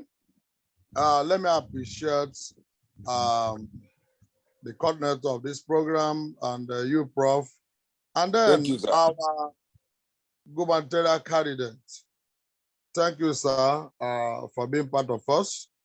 Thank you, sir. What we are saying, and all of us are here today, is that if you don't want the smoke, don't get to the kitchen. I think that's exactly what we are doing here. That Abians, in the last couple of years, it has not been easy for us as Abians, wherever we go. We have been made caricature in terms of governance. I think that's exactly why Abians are interested in the outcome of the election in the next couple of days. These questions I put here, you have almost answered it. And part of this is this issue about logistics center. And my is that we live in River State. We know exactly what the Igbo suffer in River State. And I feel a governor in Abia State that will come and make sure that Obaku City comes to life. And a governor that will come and make sure that Azumini Seaport comes to life. And a governor that will come that will make sure that it will galvanize the Igbos as a whole. If you have the report I read in 1959 or thereabout, that Igbos have the southeast have a good harbor between Ihiala and Oguta to the Atlantic. And these are things that I'm sure that if we have a governor who can organize Abia and organize the southeast, who can make the southeast the center of attraction. So I'll be happy that Obaku City will come to life. If Obaku City comes to life, he have a way of affecting Port Harcourt to the advantage of Abia State. If the seaport comes on life in Akwa East, he has a way of affecting Port Harcourt to the advantage of Abia State. There will be employment directly or indirectly. That one is for sure. So while we are doing this, we are not talking about urban renewal.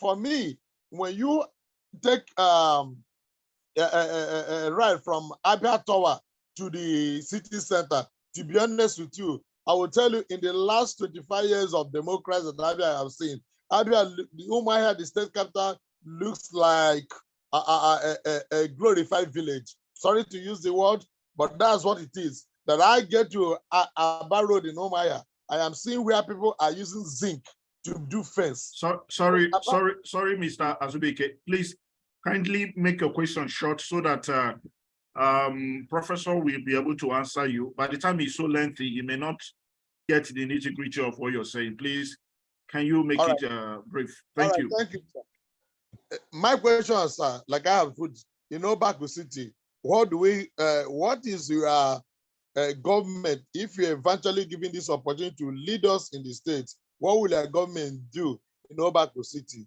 Because we want to attract whatever economic value that is in Port Harcourt down to Abia State. That's one. Two, the urban renewal in Umuahia. Umuahia as a state capital have been like a glorious citizen. What are your plans for you to make Umuahia a modern capital of the state? Finally, as somebody who is in the union, the workers have not fared well in Abia State. I've heard what you said. It is not right. You are departmentalizing MDAs. Some are public servants, some are civil servants, and all those kind of things. But the workers are working with outputs for the greater glory of the state. What are we doing in order to stop the relapse in terms of workers not getting their emoluments and not getting their pensions? Thank you. Thank you very much. Let me help you. I have mentioned Obako earlier than now. I also gave you some more details about Obako. Is the slave trade seaport. It was acclaimed to be the deepest shoreline. I didn't want to talk about it here. I'm just talking about Abia State. And I'm not speaking from a distance. I have been to that Obako seaport. And just in December 10th, you can call George Moralo, the inland waterways. I told him to please go and build a jetty at Obako. He told me that if he gets the document, he will arrange to make sure that the jetty is built there ahead of the seaport. Because I have done this research, I sent it to him immediately. So I'm expecting him to do something because he's an Abba boy. He will do something at Obako. So I don't want you to entertain fears of what we intend to do. The urban renewal is not only left for Umuahia, but I want to also assure you that Ohofia, Aba, they need renewal. For Umuahia, if you go to my campaign office, I have more than 10 meters of new Umuahia on drawing, designed by my Israeli company. All the flyovers that will be in Umuahia, every dual carriageway that will be in Umuahia on the Ikore-Ekpene Road, everything is fully designed. And if you are in Umuahia, please, well, election is fast approaching. You can see what I have done on urban renewal. The same thing with Ohofia and also Aba. And then indeed, all other local governments. Most of our local government, like Bende, my local government, Umunochi, most of them need their development centers. And I promised that I'm going to create development centers so that dividend of democracy can reach out to the poor person. Somebody asked me a question here that we're not more talking about the elite. We are talking about people at the grassroots. I have no business. I said I want to create a middle manpower. People at different stages that will have money. So with that language, I never meant the elite. So I'm assuring you that, again, as the Director of Research and Development for Abia Elders, I have the statistics and I have done my work very well in documenting in my profile. If you have read, when Soludo came to government, I was appointed from Abia to be one of the people to give his blueprint, and I participated. And if I did participate in what Anambra is becoming, what will now be that of Abia when I'm now #1? If we don't beat Ebonyi and any other states, you know that I did not stand to gain anything from working as ECOWAS consultant, Nigerian consultant, and then in many countries I have served, including African Development Bank. Thank you.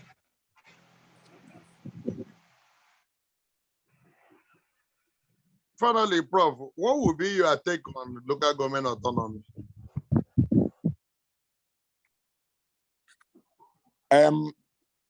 I want to refer you a little bit to my my manifesto. My manifesto clearly stated that each local government will be autonomous. And we're going to build, with their money, State House Annex.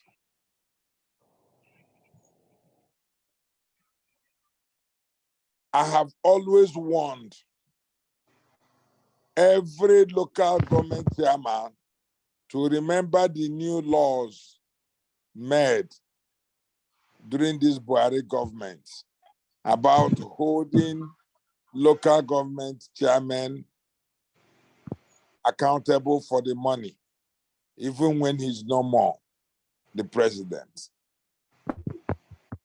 They tried to kill it, but one day it will be revisited. So in my manifesto, local government by local government is itemized on what they will use their money and the state money to do in their local government, which guarantees local government autonomy. Thank you. All right, thank you very much, Prof. I think we've exhausted. Sorry. Is there any other hand? Yes, just this last question. I'll be very brief. We're taking care of Jude Okonta. You had asked. Okay, I thought it was a mistake. That hand was still up there. Just 30 seconds. I'll be done. Thank you very much, man. Okay. In 2017, Prof, the Commissioner for Finance, Mr. Obina Oriako, said that we have 37,000 workforce, and on a monthly basis, what we pay as wage bill is about 4.4 billion naira. And if you look at the federal allocation coming into the state, there's a little, just close to that amount.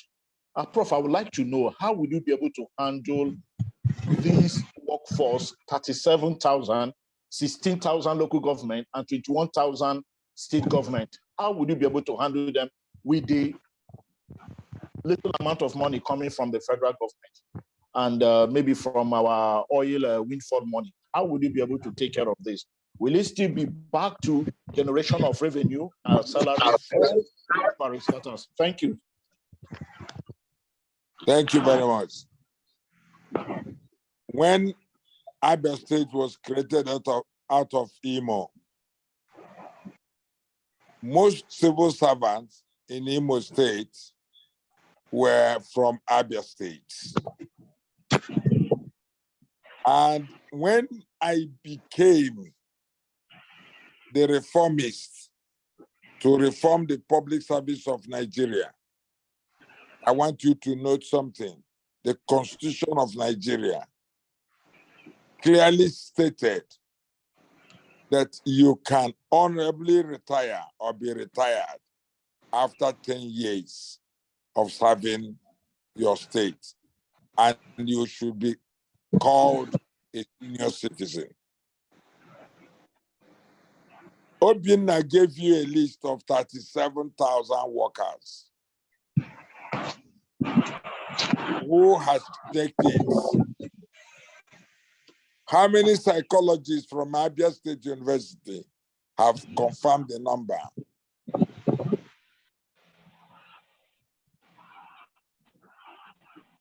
He can sit and get any number.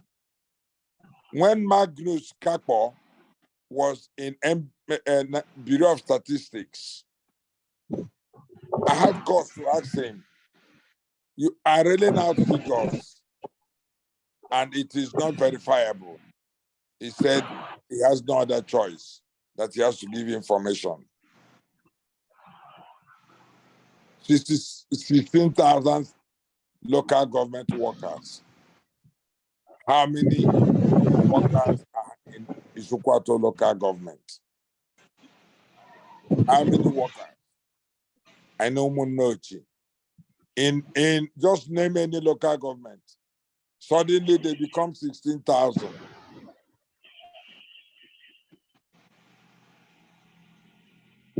Again and again, you should allow the market factor to determine a lot of things that we plan to do. Many of them, if given money, would like to be farmers, would like to be, for example, fish farmers, would like to engage in different businesses other than being in the ministry. That's why I plan to create a nationwide microfinance bank that will help the businessmen and women in Abia. In addition, Abia Marketing Board must be created to help many industries to take off. Why do I want to do a cement factory in Arochukwu Ohafia axis? If we get the cement factory within that axis and by Uturu Lokpa axis, we will be getting the stones. It's easier to perform the wonders that God says that we should go and perform in Abia State come May 2023 on the 29th. All right. Thank you very much, Prof. Thank you very much. Yeah.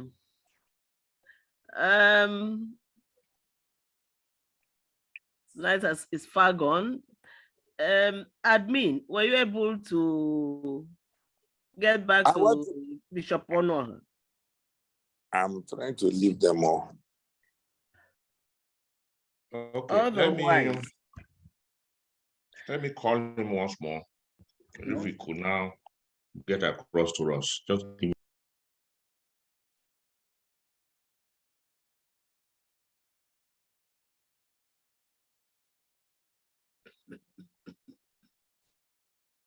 Eating. I mean, what are you eating? Click on this line here. Okay, Bishop is online. Okay. So we can ask our questions. He's hearing us. Bishop, will apologize profusely for this length of time we've kept you. When we wanted to get you on, I think I heard your internet was not strong then. Yes.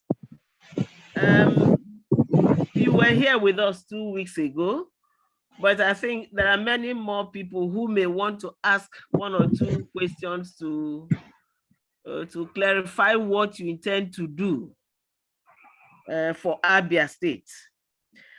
Are there people who want to ask Bishop any questions, please?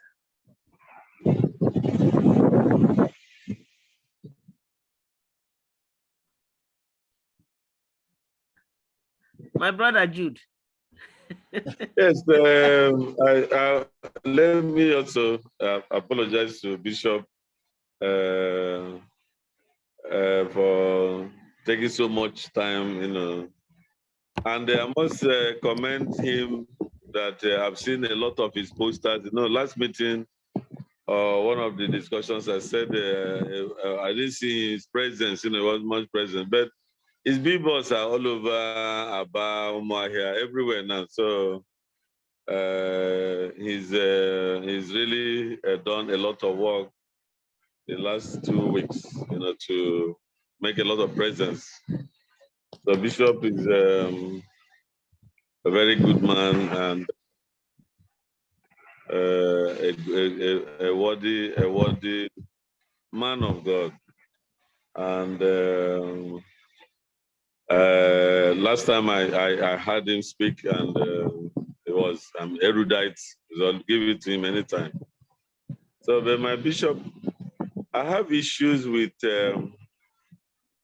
government doing business that private entrepreneurs are naturally, meant to do all over the world.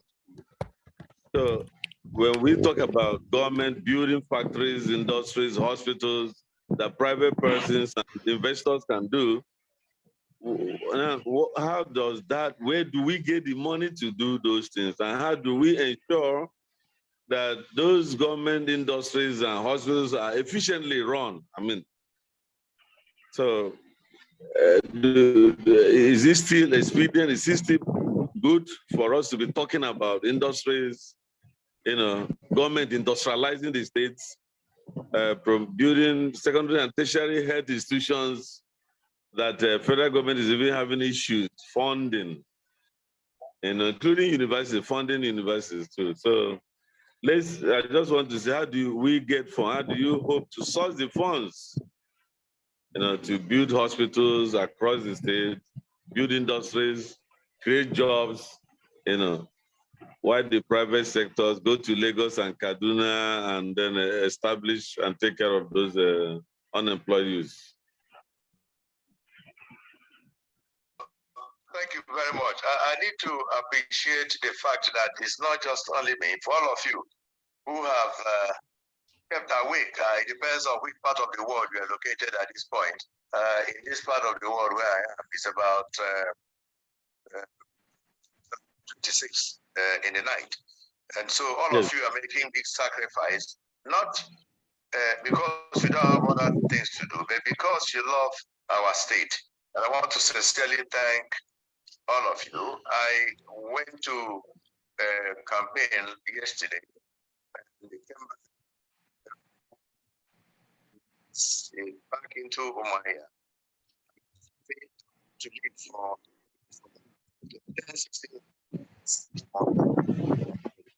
Just came in before we started this program. So everybody is busy. On the billboard, I want to thank you and remind us that during the first 2-3 weeks of this campaign, I built 39 billboards all over Abia, and they were all pulled down within 1 week. And that was a painful loss. I decided that I would not do any other billboard, that I will become a governor without billboard. But I realized that some friends have started putting on billboards for me. I don't have that kind of money to waste. I'm a bishop, I'm a private person, and I spend what I have. And I don't have, my funding to running for governorship has never come, one dime has not come from any governor or any former governor or any politician. And so I am very careful how I spend my money.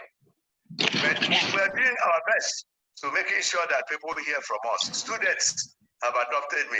Students were going door to door, house to house, to making sure they talk about what and who Bishop Honor represents. Now, back to your concern expressed. Government has really no business doing business. The business of government is governance and provide the avenue to ensure that there is transparency that will bring into play economic actors, businessmen, investors.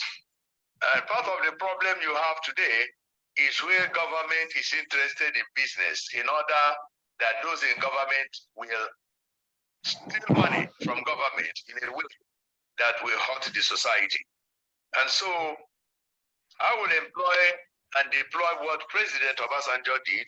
I served him during his term as Mr. President. The economy was in total crisis when we came into government.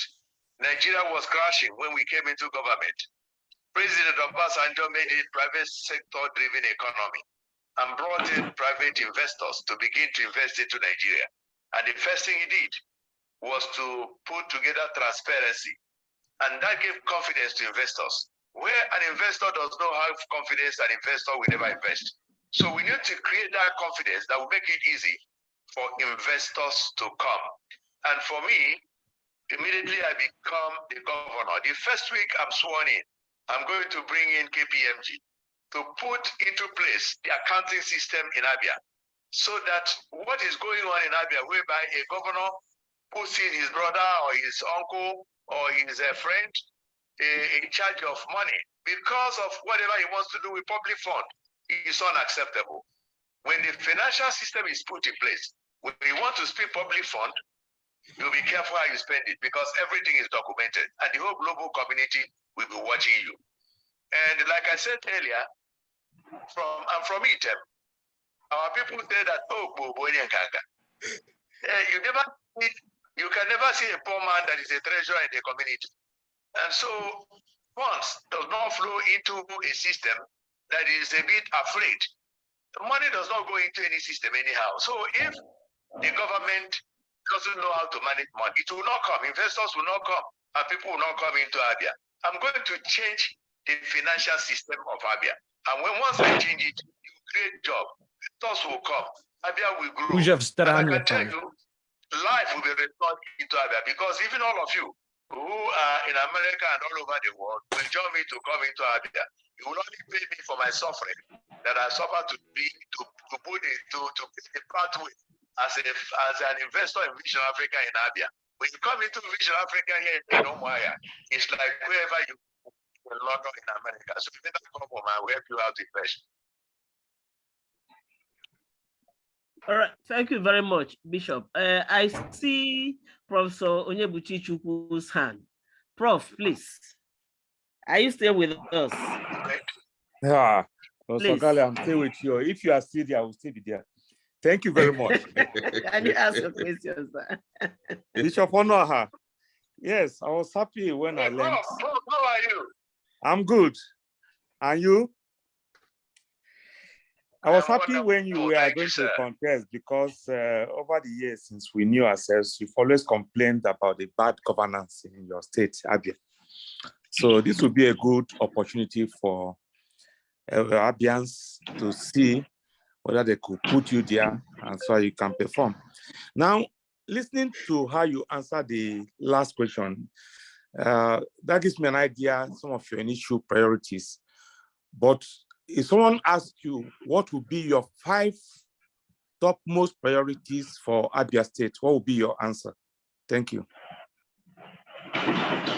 Thank you, Prof. And Prof, I want to thank you for what you did in the health sector that many people do not know.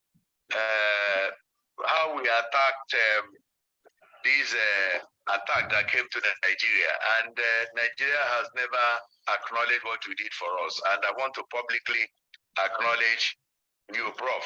And you know how much I supported you in that direction. And what you did at the Federal Medical Center in Umuahia, Prof, when he was Minister for Health, did quite a lot of work in that center. And I know it because he's a friend. And today, what we are celebrating in Federal Medical Center Umuahia, we give a lot of appreciation to Prof. Now, to your question, my #1 priority will be security.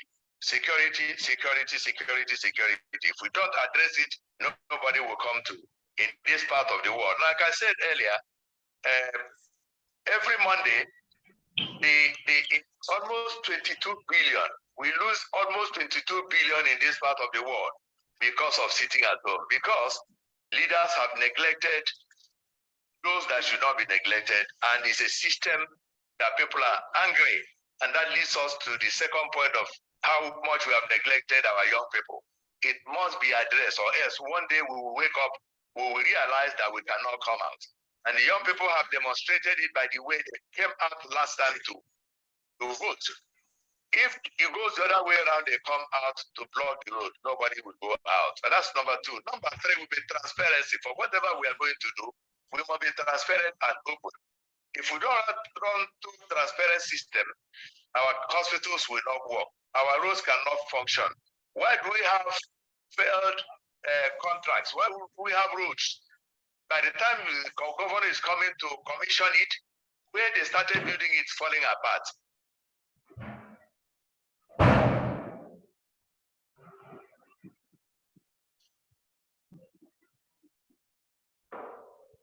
Why is it that our economy is crashing? Because the managers of the economy are irresponsible.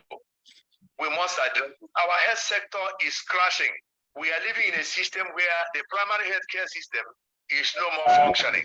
Prof, when you were Minister of Health, I know what effort you put in the primary healthcare system, of which I was part of the support team in working so hard for how much we fight to fight polio in this country. And today we are celebrating that Nigeria is a polio-free country. It started with your time.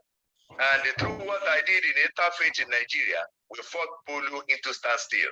And Nigeria is polio-free. So we must go back to primary healthcare systems to addressing poor health system in Nigeria. Our educational system must be addressed. Go to our primary schools, go to public schools. It is in total disarray. Those who have made their money are building private schools, including churches that got money from the poor people are building schools that the poor people can no longer attend. It is immoral. Those days when churches build schools, those schools were meant for the poor. We must make missionary schools to go back to what it used to be. And that is why I talk about faith action for development. We can no longer have churches all over that are not involved in social action. And that is why I came out as a bishop. I remember 27 years ago in Atlanta, I came in for a conference from Dallas 28 years ago. Bishop Desmond Tutu, upon arrival, I said, Reverend Sunday, I'm glad you're here. What are you thinking about politics in Nigeria? Since you guys have started politics in Nigeria, how are you going to be involved? I said, excuse me, sir. And I was looking at myself, spirit-filled, the tongue spoken. I said, sir, I will not do politics. He said, Reverend Sunday, stop it. Reverend Sunday, stop it. If we, the clergy, the church, men of character, do not get involved in politics, very soon, idiots will be ruling us. So I don't know those who are ruling us now. Over.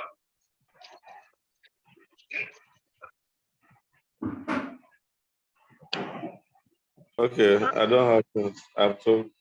I just wanted to make I'm seeing Uzu. Uzu's hand is up. Are you still with us, Uzu? Okay. Yes, please. I'm with you, Prof. My bishop, good day. I want to know your plans for Abians in diaspora, because right now I'm speaking from Johannesburg, South Africa. I'm happy you mentioned Desmond Tutu. And you spoke at length about security. Please, smart. Can you hear me? Can you hear me? Yes, I got you. Your question is my plan for Abians in diaspora. Yes. Secondly, the security, you are so vague in the ways you are going to tackle the insecurity in our state. Let me give you an example. Isukwato to Abia State University is bedeviled by kidnappers, as well as the one from Okigwe to Uturu and the other on the east environs. So you spoke about how our people are going about with 1,000 security men and all that. You didn't give us a concise plan, detailed plan on how we have to tackle it. bearing in mind that this is the bane of, this is the factors that derail our people from coming home to invest and all that. So let us know your plans for diasporans, Abians in diaspora, and as well as tackling the insecurity in our state. Well, thank you very much. When it comes to diasporans, you know that I was, and I am, let me say I was a diaspora. I'm Dallas-based, and I still have very strong functional office, and major operation of Vision Africa is in Dallas, Texas. So I'm a Texan. Process of transitioning from America, first and foremost, to invest in Nigeria. Vision Africa in Nigeria is a multi-billion organization. So I say diaspora, and I know what it takes to transit from America to Nigeria, Nigeria to America. And part of the problem we have, when you cross 60, you become a senior citizen in America. And in Nigeria, when you are home, they call you dead or Oko or a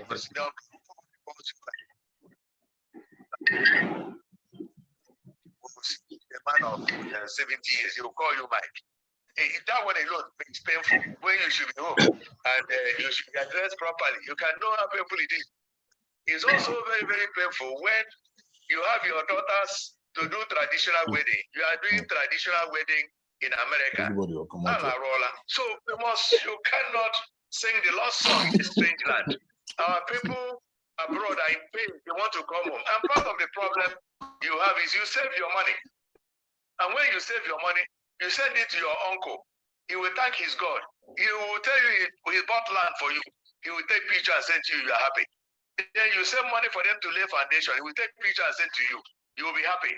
You save money to begin to lay foundation. He will send picture to you, you are happy. Then you will send money. They will say they are building. They will begin to tell you they are building, send pictures. And then you are coming home only for you to arrive to see that there is no land, there is no house. Heart attack. You will go back to America, your children will say they are not going to come back again. And I've seen 1,001 Abians who have suffered that. I have a plan to create a program that will have a process through which you will send money, spend your money in Nigeria, come back to Nigeria, spend your money with government guarantee process so that when you want to invest, there will be guarantee so that you will not lose your money. Because I've seen it as a problem where people have suffered and they've suffered and worked so hard. I know what it takes to save $1,000 in America. I came to America where I was a student. I was selling books in the bookstore. I was also cleaning floor in the restaurant. And I knew what it means to be paid $10 an hour. And for you to work so hard and to lose such money could be so painful. So with my team, we put together a diaspora desk that will manage and coordinate how our people will travel and how our people will come back. I'm already doing it as private citizens. I have helped quite a number of our people to resettle back, invest privately, and go back to America. It depends on what they want to do. I'm already doing it as a private person from Abia, especially some of my friends who are outside of Nigeria shore. Security, I cannot tell you everything I want to do about security here. If I do it, then I'm giving you my secret. But one truth is that I was the President General of ITEM. And if there is any person here, I can know one person there that is from ITEM. I know what we did. You know what we did? We told bad boys, don't come to ITEM. And if you come to them, we will not kill you, but you will not leave. And we deployed it, it worked. Today, ITEM is the safest community in Igbo land. And what I did, and we have still sustained it now, I will do it for the whole of Abia. There is no reason why bad boys will be in the bush. Are there no boys? Are there no men in Igbo land? There are men. What they need is for government to empower them. They've not been empowered enough. When communities are empowered, they will fish out bad boys. They will fish them out and government will protect them. But the technique, I will not tell you here.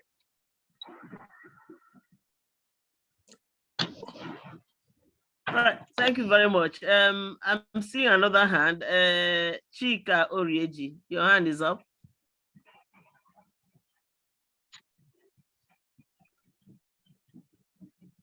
Yes, good evening, my Lord Bishop. It's so good to hear from you. Yeah, it's so good to hear from you, and I enjoy your presentation. I wish to learn from you the statistics, some statistics like the population of youths in Abia State who are unemployed, those who are underemployed, children in Abia State who are out of school, and then the women also who are unemployed, and what plans you have for such people. Thank you. I'm not a statistician, but I know that I have employed so many people that do not have job, and I know that when you wake up in the morning, people are graduating from school. The number of people that come to you that are looking for job are more than those that are employed. So that will tell you that those that are not employed or underemployed are more than 60% of the population. Science to tell you that 60% of our people graduating from schools are not employed. Imagine somebody who has PhD and the person is riding keke. Is that employment? That's underemployment. The person is just managing. We are in a situation, we are in a crisis situation. Just a few days ago, the former Abia statistician with him do analysis of the pain and suffering in Abia. The numbers are overwhelming. When you see the number of children out of school in Abia, you weep, you cry. Because how can they go to school when at the end of the month, the parents are not paid salary? These things are connected and pay people their salaries, pay retirees their wages. People will be happy. Then we go to school and you will reduce the level of insecurity in the society. These things are connected. It's a chain. When you come and look, there are 4%, there is 3%, there is 7%. What about the communities that do not present their numbers to statisticians? Those who provide themselves to be counted that you can number. There are those you cannot even number, you don't have access to them, and they're not giving you the information. If you go to your village and look at the number of people drinking purumiri from wherever you are, this Abia, our young people are getting destroyed by purumiri. All of you should come home, let's restore and salvage the situation. We are in total crisis.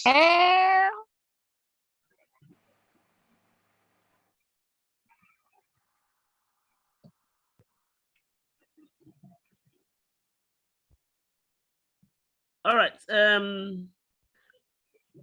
Smart Owakwe, please. Please. Thank you, admin.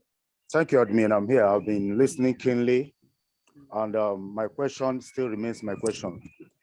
So thank you, Bishop, that you are here now. I asked earlier on that I want to know what blueprint you have for the youth of Abia.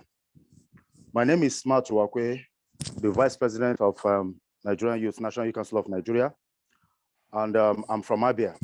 And we've seen a lot of things that has been happening through the past governance in Nigeria. We've also lived to hear about youth becoming the future leaders of tomorrow. We are all growing road, and up to now, nothing is being done by the government of the day in the nation. Now in Abia, as a governorship candidate, what blueprints? I heard you talk about unemployment and other issues that has to do with students graduating and not having jobs. What is your blueprint? Because looking at the past election, you agree with me that youths have taken over the electorates. We told Nigerians that we can do it and we are going to do it again. this coming Saturday. So what will be your blueprint for Abia youths?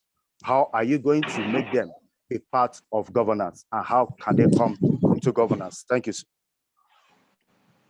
Thank you very much. Fortunately, I was the first chairman of the youths in Abia State when Governor Gubernatorial was elected governor of Abia State. So I understand the struggle and the dynamics of the youth struggle, and I was a young person then. Little did I know that today I'll be vying to be a governor. And I've been in the struggle till today, questioning and asking questions. You say the youth of tomorrow, youth of tomorrow. When will that tomorrow be? But I also have some questions.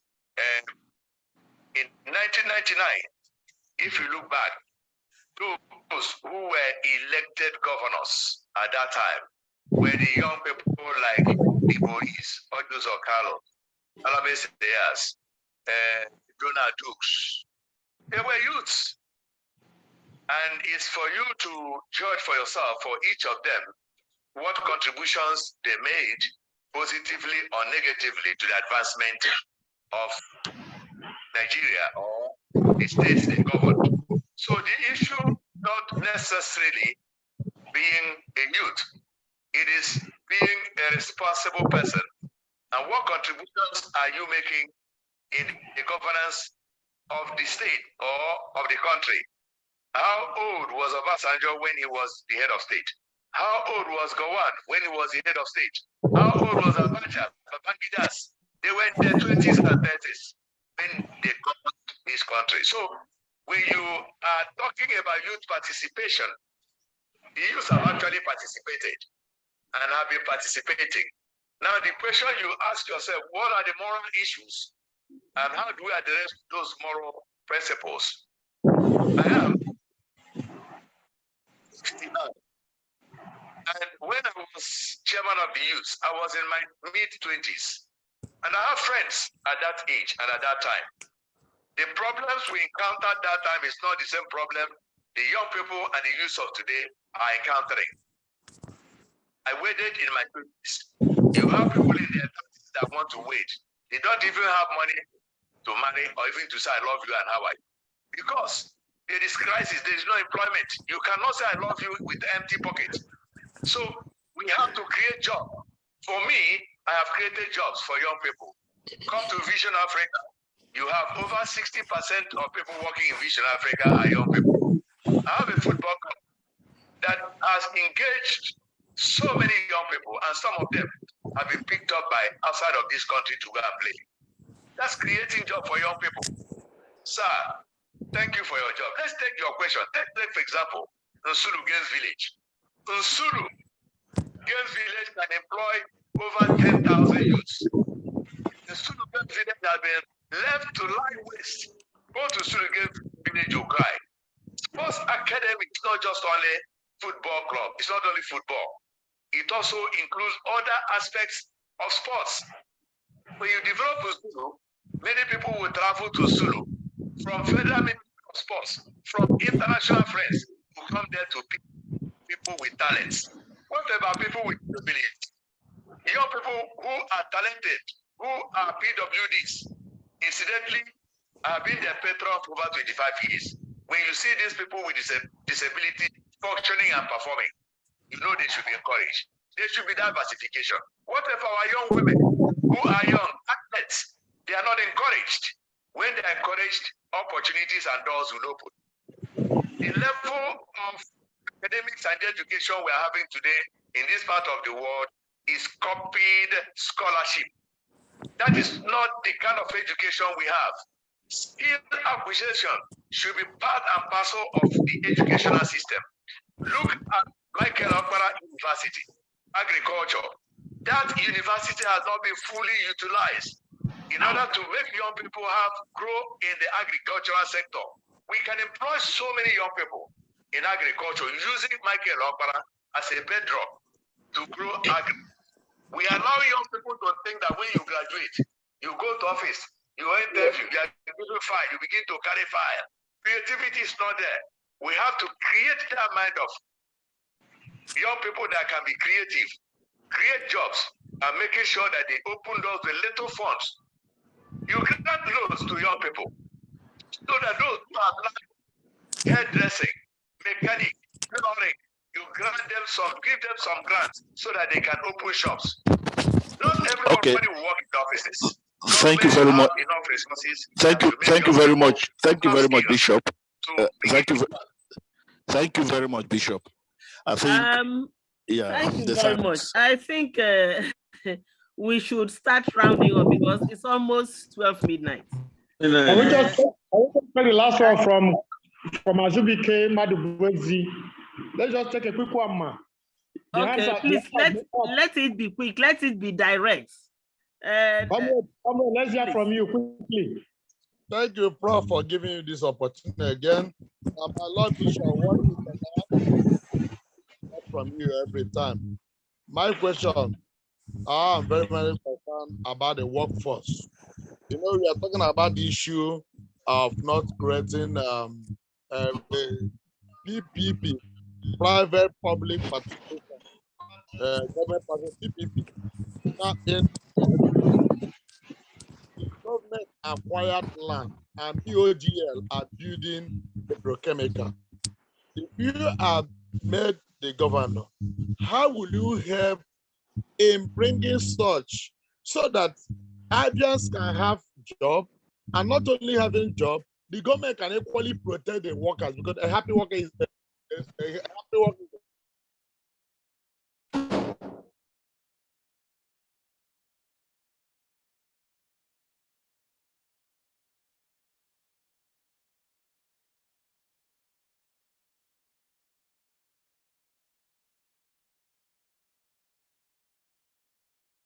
Please, Azubike, unmute yourself.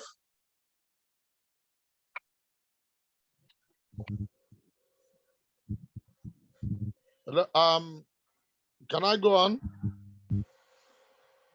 Can I go on? Please Yes, continue. please go on. Please. Okay. The question is becoming long. No. I said because of his step in PPP, private public participation in employment or industrialization, how will you protect the workforce? Because when you protect the workforce, you can be able to make money from their tax.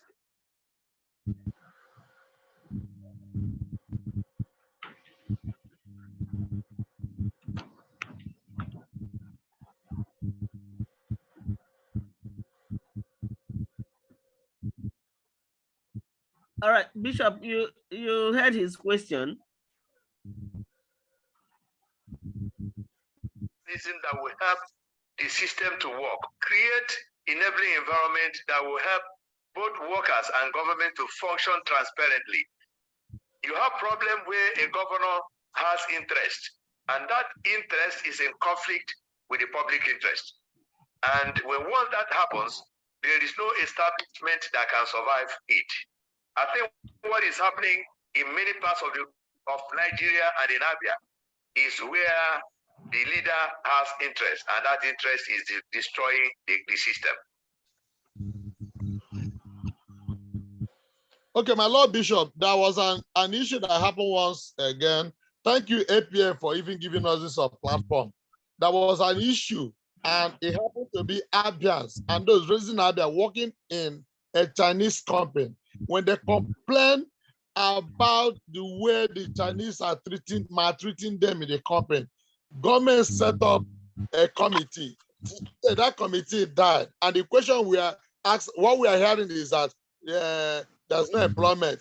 Government don't want to do something, and then these are things that feel that somebody who is interested to lead Abia, because the interest of Abia matters in whatever we are doing.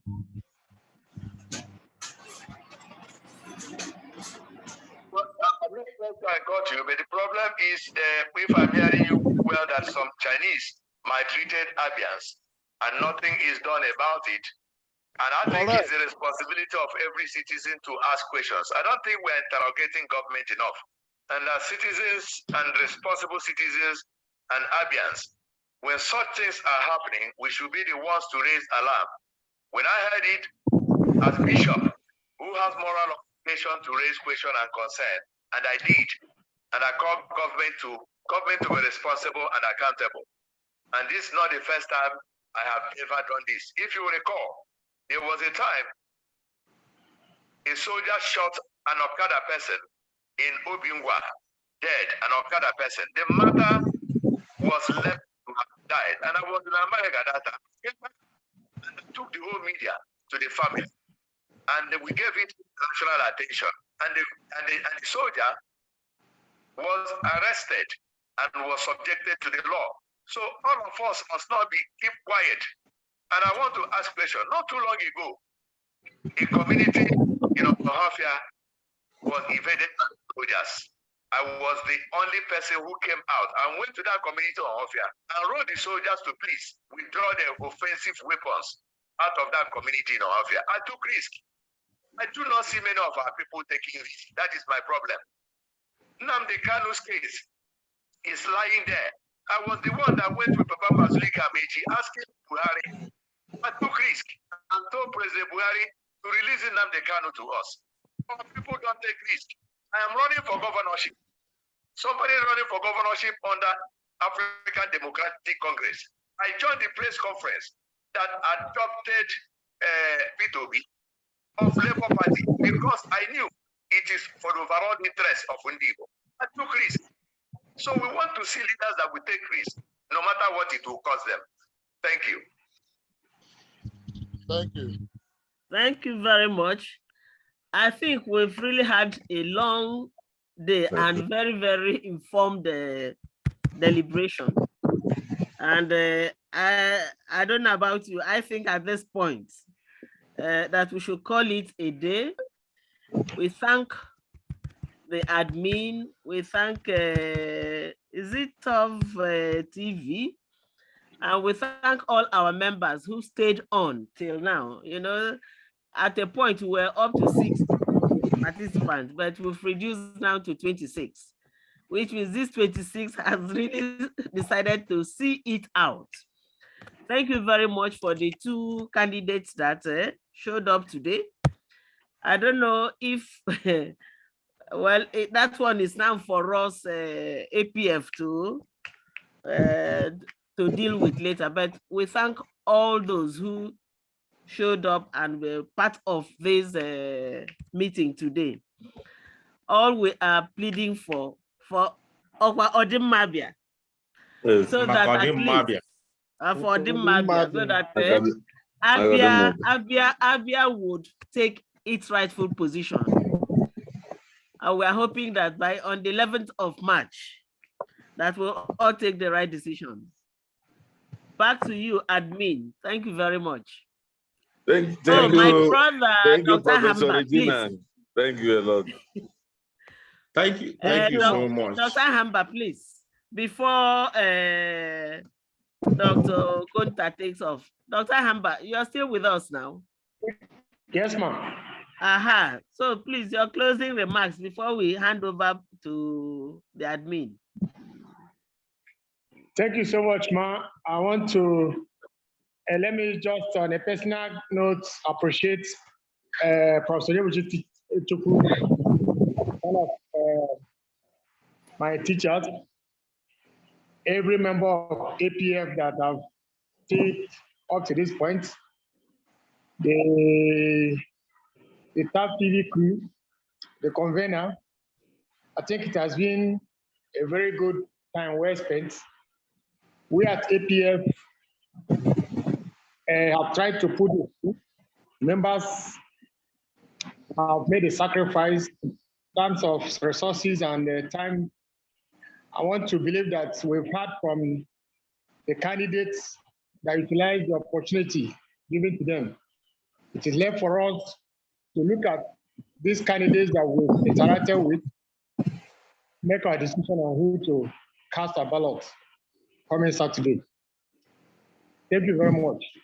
Back to the convener, Dr. Kunta. Okay, thank you so much. APF is living up to its name, Abia Progressive Forum. We have been very progressive. It will interest us to note that this is the second interactive session we are having with our gubernatorial candidates. The reason for that is to, give them the opportunity to really discuss with Abians. You see, the discussion was cozy. Nobody was quarreling with anybody. To discuss with Abians and let us also hear them out. This is one primary responsibility we've gladly taken upon ourselves. And we are happy we've been able to spend about 3.5 hours talking to our people. I hope with what has happened, people will subsequently make informed decision, because I think that we, being matured people, should sound out our leaders and be able to vote. It's not when you are in your private house that you expect people to be jumping up and down for. These people have spoken. Bishop Bono has came in this time and stated his mind. I also thank the panelists who have been very open doing. I must thank Professor Yebuchichukwu, whom I informed that within a very short time he agreed to. He has been our big, even in the other block. As a matter of fact, this was what we wanted to replicate at the presidential level, but there were a lot of issues.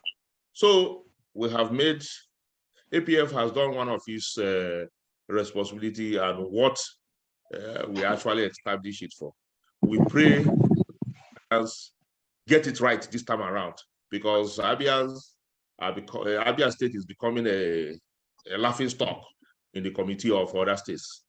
I think we pray that the information we get here, and also this thing is being streamed live, so it's not restricted to the 60-something persons you are seeing. It's being streamed in YouTube, Facebook, Twitter, and other social media. So I think that we have done our best. The other one is for God to bless us. Thank you so much, and good night. Good night, everybody. Good night. Yeah, I'm feeling Good night, oh, good night, everybody.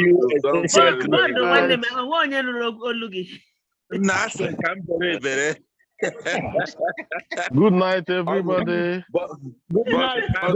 You do that, my manners man. Catchy phone, oh, catchy phone. Bundle got stopped. Or stopped.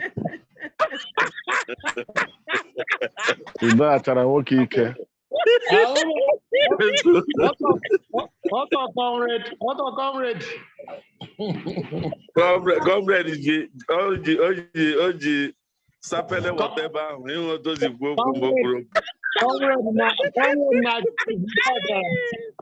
Jesus, that I want to find man. But I ain't still not.